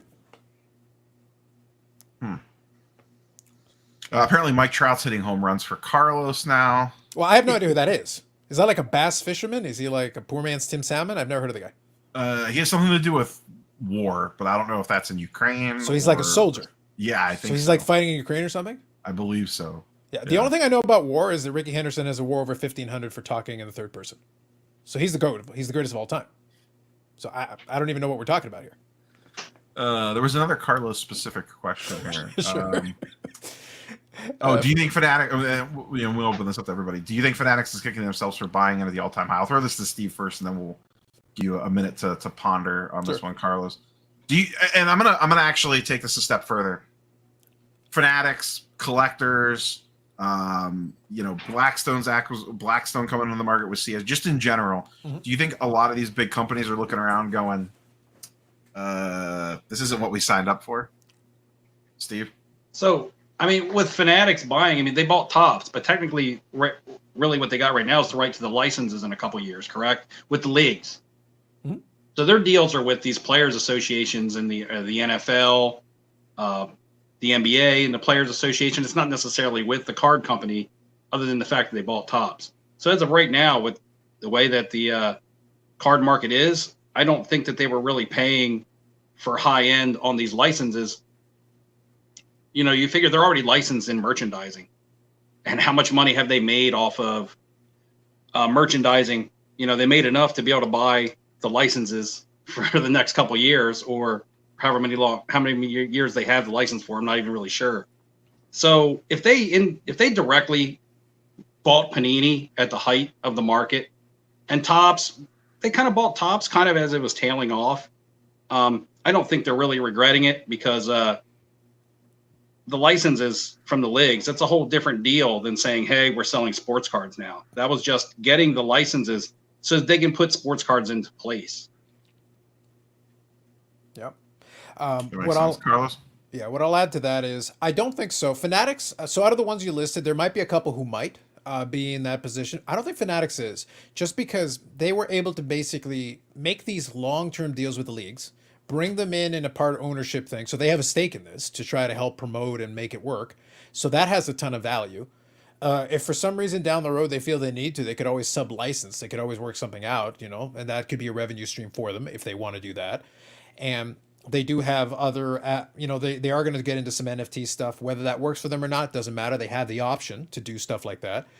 And the other piece of it is, because of the way they structured that side company to the bigger overall Fanatics machine, again, goes back to kind of what I said in that video. Fanatics is not sports cards. Fanatics is not collectibles. Fanatics Collectibles is one division of a bigger Fanatics that is a much bigger company to begin with. But they were able to get some additional funding. They were able to do rounds of funding and generate a couple of $100 million just by snapping their fingers and saying, hey, we'd like to offer some equity to some folks. Oh, please, let us give you money. So they literally just made $100 million. I don't remember the exact figure, but I think it was like $100 million. Lot. Yeah, appear out of thin air.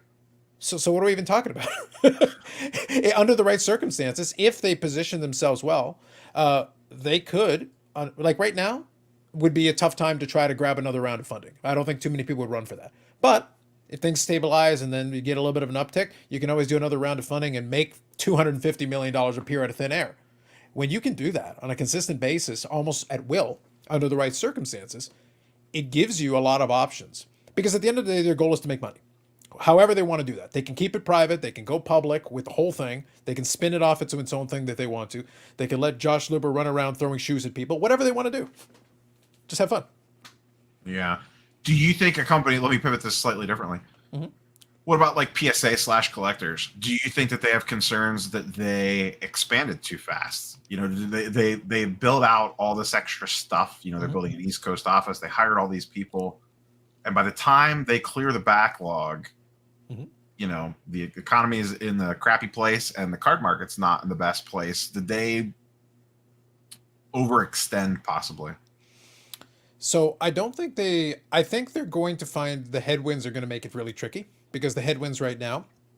And what's funny is that even you talk about the expansion in New Jersey, which is going to come online, that's going to add their capacity and it's going to make things really interesting.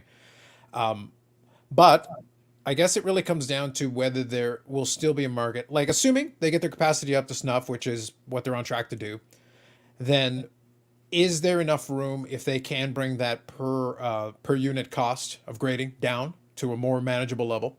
There will still be some people that'll send in, and they can still send in some. Can they make enough revenue at that point? That's what'll make it interesting, because they're running through that backlog now. It's 2 or 3 months away, or even 3 or 4 months away, so it's not that far in the future now. But the thing is, they're not just expanding there, they're expanding international. They're opening up offices internationally. And who's to say down the road they couldn't have some of those international offices do some grading locally and decrease some of the strain on the other ones. So then you've actually expanded capacity even beyond that. Yeah, because you probably wouldn't need a big facility to grade Japanese, in Tokyo, because I imagine the traffic amount is much smaller. Yeah, but the logos would also be more comfortable. They might be more willing to send in larger Yeah, because you're going to amounts. do international shipping. It's a much quicker all that turnaround to stuff. go back and forth. And one that has been talked about for us locally forever is a Canadian office that could do grading in house. Why would you want that? Customs is a very annoying thing when things go from one side of the border to the other. Just cutting that down immediately makes it more competitive overnight, because you could charge effectively the same price, but still end up charging less because the customs is no longer built into it. Yeah. That's a huge benefit. Steve, do you think, since we're talking about grading, do you think there is, once PSA clears the backlog and what the market's going to do, whatever the market's going to do you think there is enough demand for 4 large grading companies? PSA, BGS, CSG, SGC. To me, those are the big 4. AI is its own whatever. And I thought we kind of liked HGA. Well, that's what Dakota says. I'm not including any of the pop-up grading companies and all their crazy 3-letter acronyms. But do you think that there is enough out there to support 4? I mean, these are big companies. SGC is not huge, but neither is Beckett. But PSA and CSG are behemoths, capital-wise anyway. Do you think there's going to be enough out there to support all 4? I want to answer this question, and I also want to touch on the previous question about PSA overextending. First of all, part of the perfect storm, there was multiple things. You can name it, but just throw it into the perfect storm of what really drove the hobby up to these peaks. Grading was one of them. Part of the perfect storm that has caused it to see the dip that we've seen is grading as well. The grading not being as readily available or as affordable. So can you see more flippers coming back, more cards being graded based on price point when the stuff gets lowered back down that will then make PSA, worth growing their infrastructure the way that they did? That's a question, but I feel like the growth and I don't want to say the demise, but the popularity of the hobby, over the past year or past 6 months really coming down. Grading it was a part of both of those, not the driving force, but part of both of those. You also got to remember they were accepting cards at $8 a piece in bulk. People are grading one card with them at a time for $100. So they've also gone from grading 12 cards for the price of what they're grading one card for. So from maybe, from efficiency, I mean, that really works on their end when it comes to making money. Oh, we can grade one card for $100 and make $100, or we can grade 12 cards at $8 and make $96, right? So I think with the pricing, it kind of balances. I still think with PSA, there will be enough demand. I think there's enough collectors, just strictly collectors, if you were to get rid of all the flippers, that make it demand, because nowadays it has been established even amongst the collectors, and there's going to be some collectors that say, no, I don't care. And that's fine. But you need to have your cards graded, because we live in a world of buying and selling online more than we do anything. And people want to know what they're getting. They want a peace of mind on the card. They don't want to buy a trimmed vintage card. Some of this stuff happens with grading, yes, but it happens a lot less. Stuff gets through these grading companies that's not authentic, or they may look, trimmed and things like that. But it happens a lot less as if I was to just throw a vintage card in a showcase, or anybody to throw a trim card in a showcase at a show and somebody buy it, right? So buying a card graded, even though it's a third party's opinion, you know what you're going to get. So with that being said, on the PSA side, I still do think that the other companies will sustain because everybody has their favorites. We're kind of, we talk about SGC and we're pretending that this is a company that just started when PSA shut down and then SGC became a company. This is a company that's been around since the mid-90s with PSA, and they've always had their foot in the vintage game, and I believe they will always still have their foot in the vintage game. They will also offer a card on the market that's more affordable to somebody that can't afford it in a PSA slab. Myself, I'm hunting a 52 Topps Willie Mays. I might not be able to afford the kind of grade that I want in a PSA. I would love it just as equally to have it in an SGC. So I still think that from an SGC standpoint, there's still going to be enough to sustain that company because, again, they grew a little bit, but they're not huge. I still think that they get enough business for their payroll and things like that. BGS, it's always hard to speak on BGS because they don't speak. I was going to say, internally, they don't know what's going on at BGS. They don't seem to know what's going on, so we don't really know what's going on. But again, there is the cards that you would send to BGS if the price point is correct that people prefer in a BGS slab, and anybody in the hobby kind of knows what those are. Thicker cards, because PSA, with the BGS point, the decimal grading system, it's much easier to get a 9 or a 9.5 on a thicker card than it is a 10 in a PSA slab. So it's the difference between wanting the chance at a BGS 9.5 or a PSA 9. Now the market will dictate the values on those, and maybe that's something that will change where people just prefer PSA. But BGS has also been around for a long time for their authentication. It's like they're more trusted for authenticating their autographs and stuff than PSA is, I believe. I believe people prefer BGS's authentication systems over PSA when it comes to autographs, even if it's just memorabilia and photos and things like that. So I think there's enough business, whether it be cards or authentication or memorabilia. This company is good for this company is preferred for this, that I believe that they still will all sustain. I don't think that many people have left a hobby to where they won't sustain.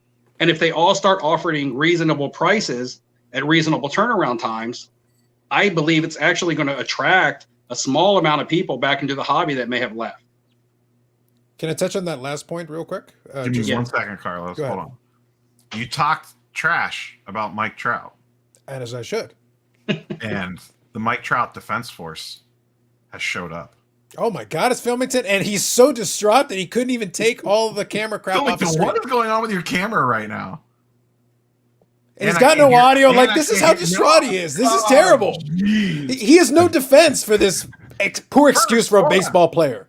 He's been backstage for a minute because Steve was talking. I didn't interrupt him. So he sends me a DM, and I was like, I see you. And then he comes on. His audio doesn't work. Yes. And I can see, I don't know what is going on. You're seeing everything on his camera. You're seeing everything he's ever had on his camera. Every setting. Now you know Filmington's secrets. How do I turn this off? So at this point, you might want to click at the leave studio button. That might be the quickest way to turn it off. You know what I would know what the funny thing is, because I didn't mention the CSG or whatever. I love Stevie's picks right good transition. Go, Steve. Because it was a thought that I had, and I just wanted to put it out there.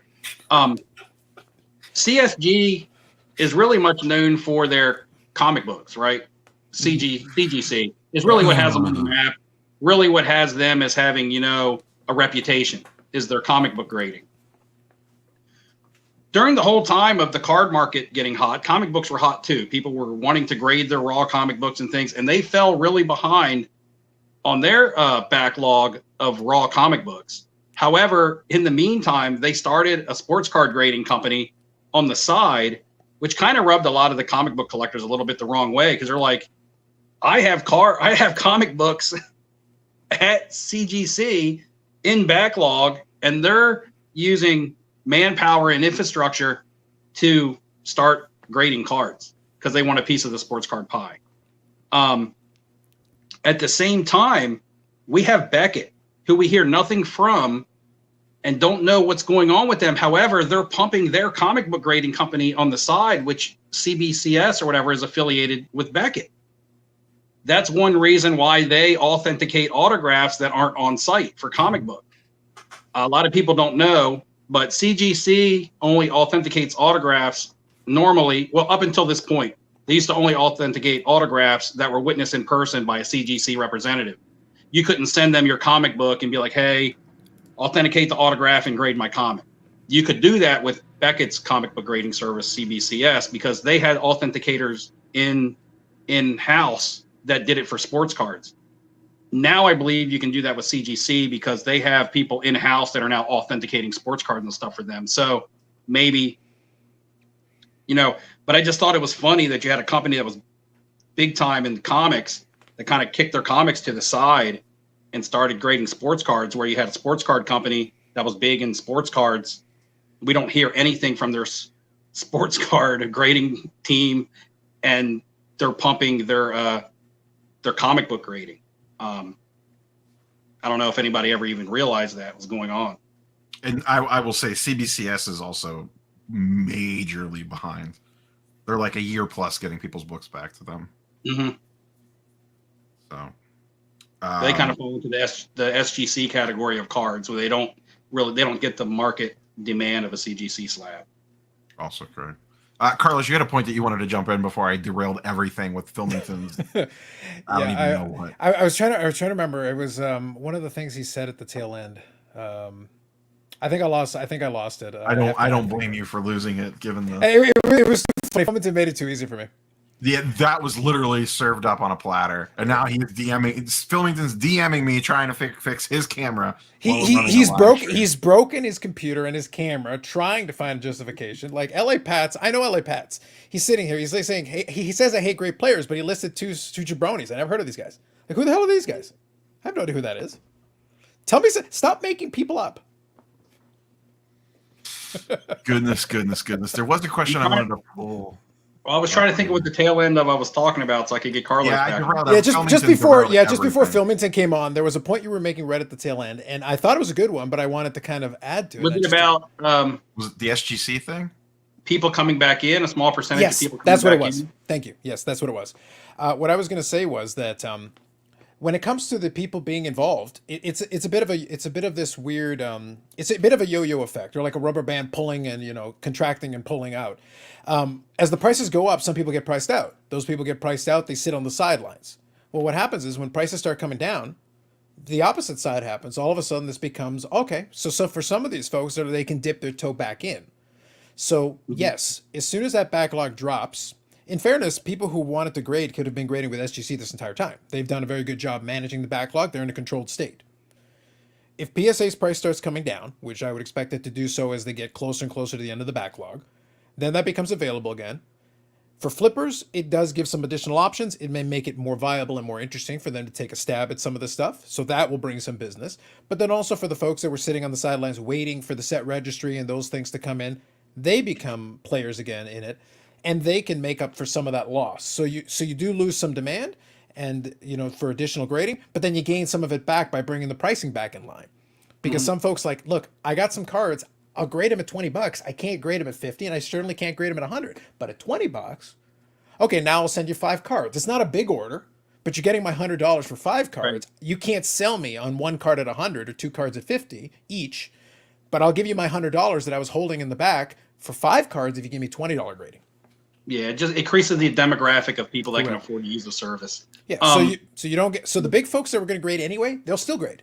But then the smaller players who were willing to come in under the right price point, now suddenly, yeah, okay, we can play again. Great, sounds good. And these grading companies also are hoping for product to drop. Like Neo touched on earlier when Kenny was here.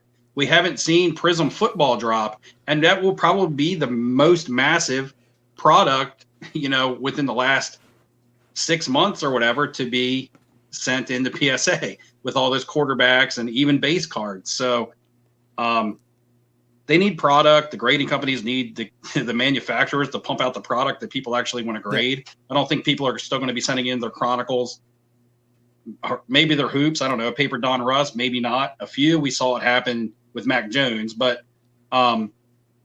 these products like Prism and Optic, these products that, make sense to grade at a discount price. Yeah. Is the stuff these grading companies also need for the manufacturers to pump the product out for them. Yeah. It's a chicken or the egg thing, because a lot of folks are like, oh, less people are sending in stuff to grade. True. But we're also getting less product right now. Yeah. I know some people don't like new product. That's fine. No problem. From a collecting standpoint, do you. Sounds great. But the new product does help create additional cards that may be grading candidates for some folks. So by simply manufacturing more grading candidates, you create the opening for other folks to send stuff in if they want to, or if they want to try. Well, that's business for the grading company. They need that. They're like, no, keep printing more stuff. Bring us new stuff, new products, new rookies, all of it. Because those are the folks that people are going to take a stab at it. Might not be the base anymore. Might be like, oh, give us the, bring Prism. Great, the golds out of 10. Maybe you send a couple of those in if you have those, the right players. It suddenly becomes viable again. There was a question earlier about, and as SGC's #1 influencer, Yes. About SGC surpassing PSA. Basically, I forget who posted it. Otherwise, I would pull it up. But here it is. Do you ever believe that SGC will overcome PSA's resale value? Let's remove the SGC part from this. Just generally speaking, do you think there is always a large PSA premium, or do we think as the market continues to downturn that all the gaps begin to narrow to a certain extent? Does that make sense? Okay, narrow is a good word, because narrow, sure. Will come close. And for me, what is close, but can they come closer? Absolutely, sure. Because for some folks, it'll just be, some folks got turned off of PSA. Like, they got turned off to the point that they would rather choose an alternative. But I'm good with that, because we have more than one option. That's a good thing for us. You don't want to go with PSA? Great. Go with SGC. You don't like that holder? Great. Go with CSG, go with PGS if you choose your own adventure. But if they're all viable, in a perfect world, BGS would get its act together and be legitimate. CSG would slowly continue to build up. I want 4 viable players, because it forces them all to get better. And that's better for everybody. I don't want one option. I like having 4 options. I think that's a good number. It gives you enough different options that you can pick whichever one you like better. And if they're all good and that price can level out so the gap isn't so crazy, that's actually better for everybody. But one thing that I push back that sometimes I get in my live stream is they're like, oh, but PSA shouldn't be #1. Like, look, I don't care who #1 is, but there should always be a #1. And I do want a gap, because that gap is an arbitrage opportunity for folks. How am I to get, an equivalently well-graded card for a bargain if there isn't a gap? If PSA 10 and SGC 10 were exactly the same, well, then what's the point? Who cares? And what difference does it make? It's an opportunity. If SGC can give you a better card, an SGC 10, and you get it at a discount, that's a feature. That's a wonderful opportunity for you as a collector or as a flipper or whatever you want. You want to crack it out and give it a go? Give it a go. You want to just collect it and you want an awesome card? You got an awesome card at 20, 30, 40% off. Why are you complaining? That sounds great. Yeah. Steve, thoughts on the whole, PSA premium? Just anybody touching PSA in the near future. It's because, okay, if it was to really thin out to strictly where a majority of the hobby was just strictly collectors. I don't mean collectors / flippers or flippers, but people who just really are pretty much 90% collectors. I don't think it would matter as much. I actually think raw cards would be feasible. I think the value of the graded slabs that the cards were in for people who wanted slabs would be closer, because as something going into your collection, like Carlos said, you want a nice grade on it. Mm-hmm. And there's nothing wrong with CGS's or SGC's grades. SGC is a very reputable grader.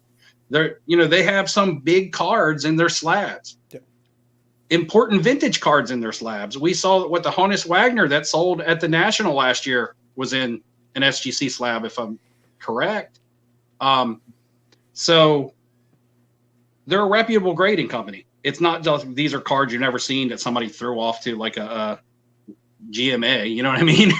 They're a reputable grading company. So, but with the influx of flippers last year, and if new people continue to come in, and the first thing that they look at is market value, and the first thing they look at is a lot of content that is very PSA based, even myself, I talk a lot about PSA. I grade with SGC. I use all the grading companies, but when we talk about market, we talk about PSA a lot. When you look at some of the bigger channels that have your computer databases that they use, most of the time they're going off PSA prices. Mm-hmm. So people coming in and being introduced to the hobby, that's going to be the first thing that they see, and that's what they're going to be fed, and that's what they're going to accept, which is going to make it hard to, to close the gap. If you were to say, okay, not any more investors or flippers or anything are coming back into this for the next 2 years, and a lot of the flippers that came in over the past 2 years are falling out, and 80% of the hobby is now people who really like to collect and just really love their cards, then yes, I can see that happening. But if the hobby is going to continue to grow and new people coming in, they're going to see the first thing that they see. They're going to look at price and market value, which is, for most people, is going to be number one. And then they're going to look at what they're being told from the big channels that talk a lot about PSA and Nat Turner and things like that. That's just going to kind of be the driving force behind why PSA would stay on top. Can I give you a little twist on that? That also plays into people just being logical, just not even beyond anything else, just being logical. Let's say you look at it and in your mind, you're like, no, these SGC 10s are better graded cards than the PSA 10. It makes no sense whatsoever why they should be this much less than the PSA 10 equivalent. You can 100% believe that. When you walk to that booth and you see it there, you're going to ask for the discount. But that's not what they go for. So whenever people are talking about that, so you want me to actively work against my interests? Because if you genuinely believe that, well, then no problem. Go to eBay and demand that those sellers with SGC 10 charge you exact PSA comps or higher. You're more than welcome to overpay for them, because in the current market, that is overpaying. You're going to have to intentionally overpay, understanding you're overpaying, hoping that people follow you. Why would I be the one at the front of the line to do? No, I'll take my discount, thank you. In fact, I'd ask you to knock another 5% off. Yeah. It's like, I don't care about your comps. I have no interest in fixing this discrepancy, this disparity. I'm not going to be the one to fix it because it works in my favor. I get a quality card at a wonderful price. So why would I then fix it? It works great. The system is working great. Yeah, and I'm really, like you said, I can't get this card out of my head. I just got to buy one, the 52 Maze. And I hope I walk up to a table that has a nice SGC with a deal on it. Sure. You know what I mean? But you don't want to pay PSA price, Steve? You don't want to pay to improve the fairness of the hobby, Steve. Pay PSA price. In fact, pay double PSA price for an equivalent grade. You got to make up for the last 2 years. Where the right thing. If I could get an SGC 3 for the price of like a PSA 2, or even an SGC 2 for like, 2/3 of the price of a PSA 2, I mean, on a card like that I want to have, that I just want it to be nice. Yeah, that's where I see my value at. Yeah, I'm being mostly facetious, but I'm actually, sometimes when I hear this argument, that's what I'm hearing in my head. It's like, so you want me to overpay for an SGC based on today's market to make you feel better, to fix this great wrong? It's like, but it works in my favor as the buyer of the thing. It actually is better for me. In fact, I'd like to pay you half of what the current market rate is if I can. I'd actually like to increase that gap more. I want an SGC 10 to be 1/10 of PSA 10. I don't care. I lose nothing in this. All right. The Mike Trout defense force is back. After the second attempt, what's the point? It's like actual Trout. The at-bats already happened. The playoffs are over. The World Series trophy's been handed out. And here he is with his participation trophy. Better? Yes. We don't see that your ISO settings are this. Yeah, and fantastic. How much memory I gave away everything with memory that. card, and I can hear you. The whole 9 yards. I'm new to YouTube, just joined, so. Filmington, do you have a 52 Maze? No. Damn. But I did help Silver Jackify look for one at the National. I think we were looking at like PSA. I mean, I've seen them. I've seen them. I just want to find the right one. Nice looking card. That I appeal. Are you speculating on his death? Just kidding. No, I've been wanting that card. I've talked about that card for so long. I like what we got there. I've been on the card and off the card and on the card and off the card, and now I'm just kind of sitting stagnant, and thinking about which direction I want to go. And now I'm back to like, man, with recession on the horizon and inflation for real, I want solid, tangible items to put away. I got to tell a quick Filmington story, and then we'll get back into questions. So I remember, because Filmington was one of the people that I watched before I started the YouTube channel. And I remember he commented on one of my videos, and I was like, holy shit. Filmington commented on one of my videos and like agreed with me on some take about something. You and Eliteco 3 are two that commented on one of my, on like when I was still relatively small, and I'm just like, my work here is done. I can retire. That's and how I was. You are crashing my live streams, not knowing how to work the camera equipment. Along the same lines, when I went to the National last year, I was like, man, Filmington's having a party and I'm invited. Really? I was like, man, I never saw you check in on my channel. Have you used to watch my stuff before you start making content? Myself? Yeah. Yeah, a lot. Nice. Yeah, a lot. I may not have commented, but I did a lot, like before I even made content. And then I was like, man, I'm going to Filmington's party at the National, man. Filmington, I like your stuff, but I'm not fanboying for you. Sorry. Yeah. No, I'm not helping you shit about him now. This was before I became big time. I literally named my channel after myself. Like my ego demands. No, man. Oh yeah, me too. No. My favorite national moment is when Filmington turned to me and yelled in my face, "You are greedy, greedy, greedy." Or if I forget the exact quote. Wow. When at the I was there at the after party. And then it's in the back of Ryan at Breakout Cards vlog. It was the Blake Jameson yelling in my face, "You're greedy." It was at the Blake Jameson. Yeah, the Blake Jameson party. That's right. Yeah. In the VIP area. Yeah, that was one of my favorite national moments. The 2 free drink tickets we got. Yes. Yes. You don't have to announce anything. I don't want to let the cat out of the bag. Is there going to be an AC Filmington party? Like, what are we doing? Yeah, we'll see. So I think Steve's done a pretty good job illustrating some of the difficulties with hosting a trade night, impromptu stand-up trade night with everything going on with casinos and the fact that, kids can't be invited and they're going to want a piece of it. And if you're not spending money in gambling, then you're pretty much a shitbag. So you can't kind of do that in a corner or in a conference room or take over a hallway. It's very different. The hotels are casinos, literally, right? So, but having said that, the ability for me to throw some sort of shindig, it should be possible for sure. So I think we'll definitely get on that. Pepino Man has been kind of a co-sponsor the last few times you've done this. Oh boy. But he doesn't. What was that? I said, "Oh boy." Yeah, but I don't think he's gonna be able to make it. He had to rely on national. He had to rely on giveaways in order to afford the last couple. So, and this year he kind of got screwed by the Dodgers. He's on the payroll, and they didn't start till a little bit later, so he missed out on a few paychecks, I think. And of course, he never got his World Series ring. He was pretty devastated by that the whole time. He thought he was going to get one. Filmington question: 51 Bowman or 52 Mays? I'm not a vintage guy, so I'm not going to pretend to answer that, but I will. Like the content creator that you are. I was going to say part of the best part about being content creators, I really don't care about this, but I'm going to answer the question anyway. I guess the 52 tops, the pop reports are probably a little bit lower, right? But 51 Bowman's the rookie, right? Yeah, 51 Bowman's the rookie. Yes. Yeah. So, they both have centering issues. It's tough. This is I don't know vintage. Now he's going into a deep dive about how they have centering issues. Registration probably more on the Bowman, right, Carlos? Sorry, repeat that. The Bowman one probably has some registration. Bowman has had a lot of registration issues. I would go with the 52 Topps Maze. I assume it's 52 Topps Maze he's referring to. Wales referring to, just because it is iconic. Although, obviously the rookie's awesome, no doubt. I think the Bowmans get hurt a little bit just because they're that smaller size, which is very weird at the time. But that's what Bowman was doing. They were operating a smaller size. 52 Topps made these bigger, colorful cards, iconic design and all that. 53 Topps honestly is my favorite, but they followed it up. Then by 57 they standardized it, but up until that point Bowman was doing all these different size cards, 51 Bowman included. Steve, why are you going for the 52 or the 51 as someone actively looking? Well, the 52 Topps is just the iconic card. It's the first. Yeah.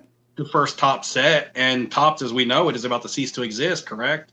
Well, not really. So you look at, they're another company now, but from 52 to 2022, it's a hell of a run, and that's their first set. And the image, I also believe doesn't Mantle have a Bowman? Yeah, Bowman and Bowman 51 Yeah. Bowman and 52 Bowman, and then Yeah. 52 Topps Mantle. But it's the 52 tops that is the desirable card. You kind of look at it as in, and it's not for the same reasons, but Michael Jordan has star cards, but the 86 Flair is the card, right? So that's kind of how I look at it, and for different reasons. The star cards are not considered the rookie card because of counterfeit issues, and they weren't pack pulled, they were in team sets and things like that. If only So there it's a was a whole discussion on my channel, a live stream excerpt that happened to come out today about Yeah, the star cards. How Only someone interesting. cut out part of their live stream and posted it as a separate video. I- When saw that, Jay and is that going to drop knowledge, the man has Pop 1 PSA star cards. I'm like, go get it. And Jay was in your live stream, right? Jay Giuliano. Am I pronouncing that right? Jay. I'm not gonna try to pronounce his last name, but Jay. Yeah, Jay knows his that's stuff. why. Jay knows I his met up stuff. with Jay at the last Chantilly show because he sells a lot of non-sports stuff. Absolutely. Yeah. We chatted with him about that, but it turned out for that discussion, he actually has a good understanding of the star basketball cards, and he shared that with us. That's what that excerpt was about. And he has a couple of PSA graded star cards from '86, which are Pop 1s, because PSA wasn't grading the star cards very long. So it turned out to be like, hey, tell us more, Jay. Show the cards. Let's go. So again, that's just kind of my approach on the 52 tops. Not, the Bowmans are legit cards. It's not that I'm saying that they're not. It's just the 52 tops, iconic set. The Mantle from that set is kind of the card to have in baseball. And even the Jackie from that set is a really high demand card. So, I just like the maze. I like the picture. I've considered the Bowmans just from a value standpoint. Okay, this is a rookie card and it's a little bit cheaper, or even the 52 Bowman if you're just looking for a maze. But I just want to go for the 52 tops. My favorite top set is probably 54, where they have the little photo, and then they also have like an action shot to the side. They usually have one nice solid color there. Yeah. I like that set. Filmington shows up, all the baseball question rolls in. What's Soto doing? What are the Nationals doing with Soto? They're a freaking disaster. He's on pace for 35 home runs and like 6 RBIs. I don't even think that's possible, but he's on pace to do that. Look, if war is a real thing, we can make anything we want to. Yeah, so the RBI stuff doesn't impact war, so we don't have to worry about that and the effect that RBI. How do we know? Today it doesn't affect war. I can make something up. It could change. It's like he's not even play. Look, Trout has like a 15 billion war. They've been telling me that forever. He doesn't even play. The thing about war is you don't get any special credit, or geez, I got to turn off this autofocus thing. Yeah, I was gonna. What is happening? It was the second setting. It was like, oh, you might want to take this off too. And I'm like, no, it won't be an issue this time. The thing I was looking at, but context, it's a context neutral stat war. So, which is actually why, jokes aside, actually why I'm against it. I'm like, the game is actually played with context. Context kind of matters in the sport. Just saying. So being clutch, runners, at second and third and getting a hit versus getting hit with nobody on base, like what Soto's doing apparently. The team sucks. They won a World Series though 3 years ago, but they're not set up to succeed for a while. I did a video on my channel about like market impact on a player. You post videos on your channel? Yeah, I did 4 or 5 months ago, my last video probably. That's why I joined this, so I can get some subscribers, because paying for them is expensive. Carlos knows about it. You got to get the badges, then you get to come down. That would be a super negative ROI for me to buy subscribers. I'm like, I'm not literally getting nothing out of this. Just have Ziggy on your channel again. You'll get a couple hundred. There you go. There I live the dream. So the Nationals are basically a tier 2 market, and that's not a bad thing, because I have every single team except for the Dodgers and Yankees, and maybe the Mets. Mets could be like 1A as tier 2. So what I'm saying is, I think the Red Sox, being on the Red Sox is closer to being on the Rays or the Royals than it would be being on the Yankees. That's kind of an argument I make in that video. I try to take apart all the factors that comprise a market, teams' ability to win, teams' commitment to spend money, market value of the team, the fans, the size of the city, et cetera, et cetera.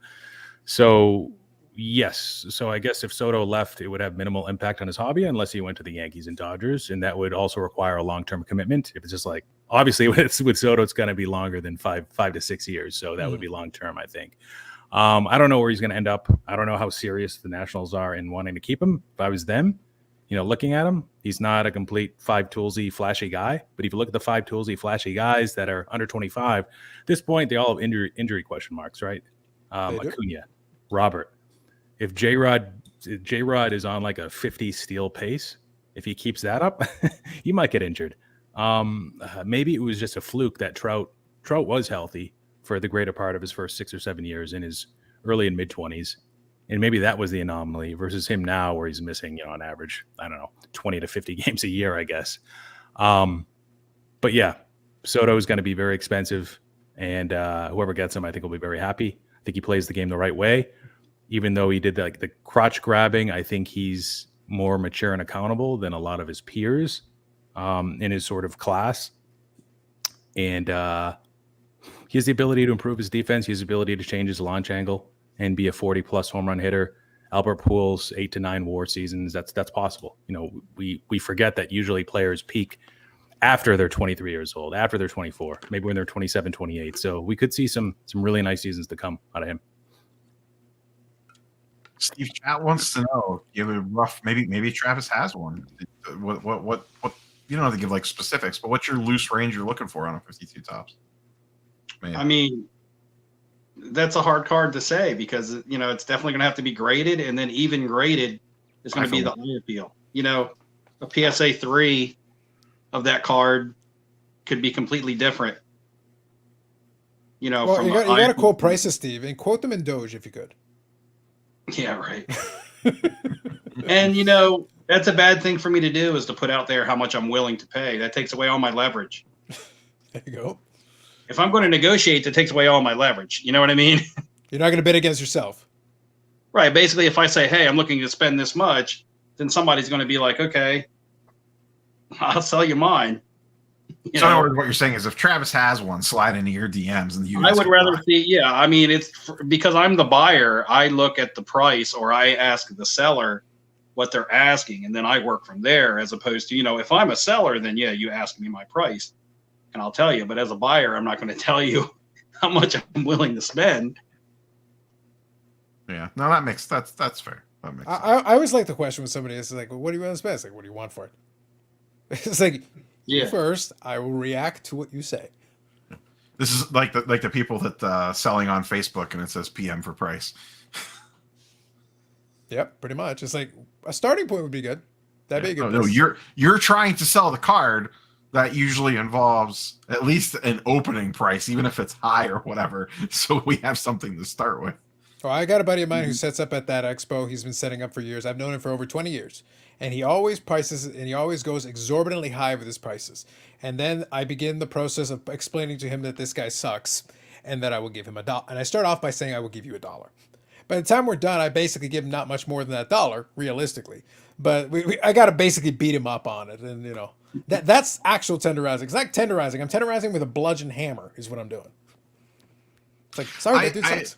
I assume the timing of this Toronto show that that's got to be great for, well, how many teams will be left in the NHL playoffs at that point that show goes off? Well, it's only about 2 weeks, so I think we'll be down. We'll be down another round. Or? We'll be down another round. I feel like I'll double check the schedule, but I think we'll be in the conference finals. I think we'll be down to the final four. I could be wrong, but I think we're down. McDavid's still in, right? But they're not. Yeah, they just starting the series with Calgary. But they are heavily underdogs in that, correct? They are. But Calgary's a very good team because my team is Dallas forever, and Dallas had no business being in that series, but the goaltender stood on his head and they hung in there for 7, so they forced them to fight. But that team's good. That team's really good.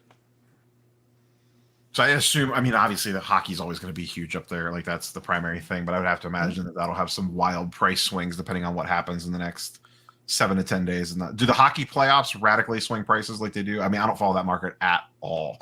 But do things jump around as crazily like they do with modern NBA during the playoffs and stuff? It can with fringe guys. Like, is there a Jordan Poole that comes out of the woodwork and let's just 10x's because he had a big series? Yeah, but it's more like a bowl increase for guys like that, where it's going to be really brief. They can have their moment in the sun where they maybe score a couple of overtime winners and really help a team advance and do all that. The top guys, like right now, here's the best comparable I can give you. Right now, Connor McDavid is probably one of the most skilled players out there, probably one of the best. He's right now in that Trout category, except if he actually plays games. But he's in that situation where they want to see him do something. They like, we know you're great. You've demonstrated you are great. Now we would like to see you be great in the playoffs. We would like to see your team win some games. They did advance, which is really good. And now we want to see like, okay, can you guys go on a run? That would be kind of exciting. And then if it does, he has room to grow, but he's already kind of high. It's not like he's low. So yes, it would help him, obviously. And winning the cup would be like crazy for him because it's like, okay, so you already got a guy who's currently the number one guy for a lot of folks. Add the hardware to it. Now maybe a Conn Smythe trophy for playoff MVP. And now you're talking. He cements himself. He gets himself that. Then that's no longer an issue for him. Now, whatever else he does, he can just continue to be great, do great things, build up great numbers. He's got the championship. Now we can work on the rest. Who's the star player that's still active in the playoffs right now? Besides, I mean, obviously McDavid, but like who's? I wish I could tell you I was watching closely. Honestly, I am so casual at this point. I laughed because Will was making the joke about the 4 hours of hockey. It's like I'm impressed I do it because I'm barely watching hockey. So like I'm barely in the playoffs I'll watch, but like yeah, I think Makar is a good one. I know certain names. I can give you certain names, but it's one of those things. I'm not watching them. I know McDavid because I've watched enough McDavid games. He's what's great. the one? Was it Austin Matthews or something? Is that Austin Matthews is a great goal still in, scorer? No, he's with Toronto, and they Okay. lost in another game 7. This is the 5th straight year they've lost in a game 7. Which takes a certain amount of talent not advancing past the first round with the amount of firepower that team had. He scored 60 goals, and he couldn't advance past the round. They lost 2 in a row to losing 7. Filmington going WWE style here for his third entrance of the evening. You should give him a theme song. You really should give him a theme song. Yeah, seriously, put him in, coach. He's ready to play again. All right, I might have fixed it. All right, so who do you like in the NHL playoff, Filmington? Let's go. Oh yeah. Your knowledge base is like marginally. What makes me laugh is that on my live stream, it's like, guys, my knowledge is actually really deep in vintage baseball. I'm actually really good at vintage. I almost never get to talking. And I'm sitting there like, yeah, I know I'm in Canada, but you don't have to keep saddling me with hockey all the time. Well, sorry about your luck. Filmington, did you go to the Fenway show? Ooh, I wish I was able to make it. I probably could have made Sunday work, but my friends that were going were going Saturday. And then I realized, like, oh my God, like everybody's here. You got Mike Geo, Jeff Wilson, all these other influencers, Backyard Breaks, my favorite guys on Whatnot. I highly suggest, by the way, I'm endorsing them actually on this video. I've been paid to do that, so just kidding. Yeah, they'll probably have their own cards out if John banned from studio and then pop culture. You got the wrong shirt on for that. I know. That's a parody video we could all shoot at the National. Is like 40 plus Backyard Breaks, and we can all get in our crop top shirts and break a case of 89 Donruss. 89 Donruss going high end, are we? 91 Donruss is where the real money is. It's like there isn't a single hit. I know. That's when the market jumped shark, when 89 Donruss went from like a $20 a box product to like $50, and it's like, wait a second. Hey man, I got to get those puzzle. These all pieces. just get opened. Mm-hmm. It was 89 Donruss was the puzzle pieces, right? And Hey, they did the puzzle pieces for years. They did them Okay. for years. It was no joke at the National last year. Dustin, myself, and Michael Ham busted a box of 89 Pro Set Football, I think, on Dustin's channel. Did you have a half shirt on? No, I did not. Well, get No shopping. Go hit the Goodwill and bring it to AC. Oh, I'll just go get some of my T-shirts that I had when I was a kid. I was literally about to say, like, for the older crowd, that it's not a half shirt because they cut it. It's a half shirt because the gut has now pushed the shirt steadily upward. It's a different connotation. Steve's got the wig too. He could bust the wig out. This will be perfect. We can have Dakota can't come to the National, but maybe he could ship us some gold chains and sunglasses. Yeah, I heard he's got a supplier. Yeah, Dakota's built for Backyard Breaks. I mean, he already has the get up and everything. He was already in it. He's ill right now. He's in the back. He was in chat earlier. He's probably in some fever dream right now, trying to figure out what the hell's going on. He has to miss the Dallas show this week, so maybe he could change and come to the National now. Yeah, Well, now he has to- that involves a plane. There's no chance. Now he has to figure out, in the fever dream, he's trying to figure out how he can trade his 65 Name It for Star Wars cards. That's what I would like to see. I think that's the trade we all want to see. It's like, no, it's like, show your fealty to the Star Wars. You're claiming it. All right, trade the Namath. Let's go. Yeah, trade the Namath for what is the Wonder Bread set? 70s. What's the, is that 78 or 79. 78, 79? Something like that. 77. Yeah, It's for like a Luke 77? Skywalker. Okay. The 77 Wonder Bread set and the 77 Top set. I mean, Okay. those in high grade actually are highly That's a lot. collectible. I mean, that would be vintage Star Wars. People like the vintage Star Wars. Yeah, but I it's a don't 65 Namath. I wouldn't trade it for more than like a one with a dented corner or something. Like, it's a Star Wars card, man. We're pumping that to the moon. Well, yeah, I don't know how much I like this newer stuff, but the vintage Star Wars stuff, it's always had a market. I mean, we saw a high-end Luke Skywalker really like break a record this year. I mean, everything was breaking records, but it was really, really expensive. That card got really hot when Marvel stuff one. took off the first time in like February 2021, March. And then I think it went up again recently. Will wants to know, Filmington, fix baseball for us. Nice. What is going on right now with baseball? Why can't anyone hit home runs? What are they pulling some chicanery? Like, what the hell's going on right now? Now we need the analytics, Phil. I'll be right back. Some of this is humidor related. A lot of the stadiums are using that. Some of it is just related to cold weather. A lot of it's related to the baseball too, it appears. So last year we went through something similar where April, it was just dreadful offense, and then May got a little bit better. Then in June, everything just turned. Well, we got confirmation last year that they did indeed change the baseball. Some teams like got the new baseball a little bit later in the year. Some got it sooner. But yeah, man, I don't like it. There's proven to be no correlation between the amount of offense in a game and duration of games. So I don't think this is a ploy to speed up the games by limiting offense. There could be something else behind it. I don't know. But to Will's other questions about like, speeding up the game and game clocks and instant replay, and the traditionalists like myself that just enjoy baseball, we're not a fan of pretty much any of these changes. Like literally any of the changes over the last 10 years, including You're not big on no ghost sliding riders? outside It's not the middle school again? baseline, no collisions at home plate, the whole shift thing I'm not a big fan of. But I think they're just desperate. They're desperate to try to market the game a little bit better. But at the end of the day, no matter what they do, they're not going to be able to draw in people like they used to, 20 to 70 years ago. And I just think people have outgrown baseball as a sport. And I love baseball. So I don't think it's going to kill the sport. I think there will always be baseball. I think the hobby will be fine. But I do think we'll continue to see like the year over year decrease in whatever the metrics are. Now they try to mess around with like, oh, well, streaming's up this year. It's like, yeah, but everybody dropped cable, and and you're comparing it to 2020 when literally there wasn't a season. Of course, there's more, MLB, TV subscriptions that were purchased in 2021. Nobody even cared about sports. There were no fans in the stadium. Nobody even wanted to watch that. It was weird. Artificial sound. People remember that. That and actual attendance has decreased year over year. It's not like a big change. It's like, about 1%.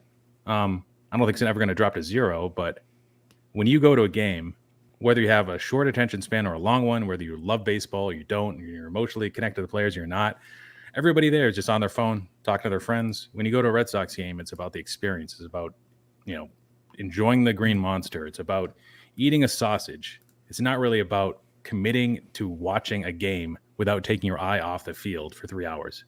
It's very different than hockey, very different than basketball. So I don't know, man. Now, I have a quick question along that line, though. Go ahead, Steve. If you don't mind. Do you think that the popularity of baseball kind of, going down has been a byproduct of the popularity of other sports rising? Or do you think other sports have risen due to the lack of interest in baseball? That's a good question. You could look at different generations. You don't want to generalize people because they're not all the same.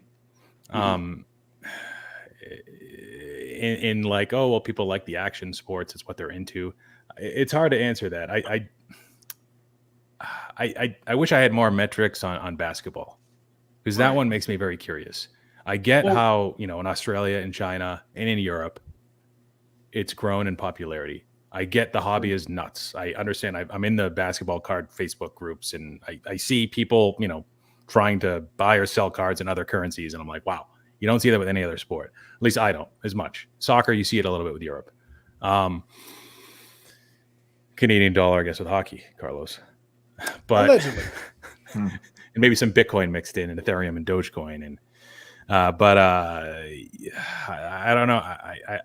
I tend to think that it's a little overblown as to the rising popularity of basketball as a sport. I'm not talking about the hobby, as a sport in this country itself. I know it's gotten more popular, and I know it's done well against baseball. I don't think it's like 2 times more popular than baseball. I don't think it's close to as popular as football. Again, domestically in the U.S. is what I'm talking about. So I don't know. I wish I knew.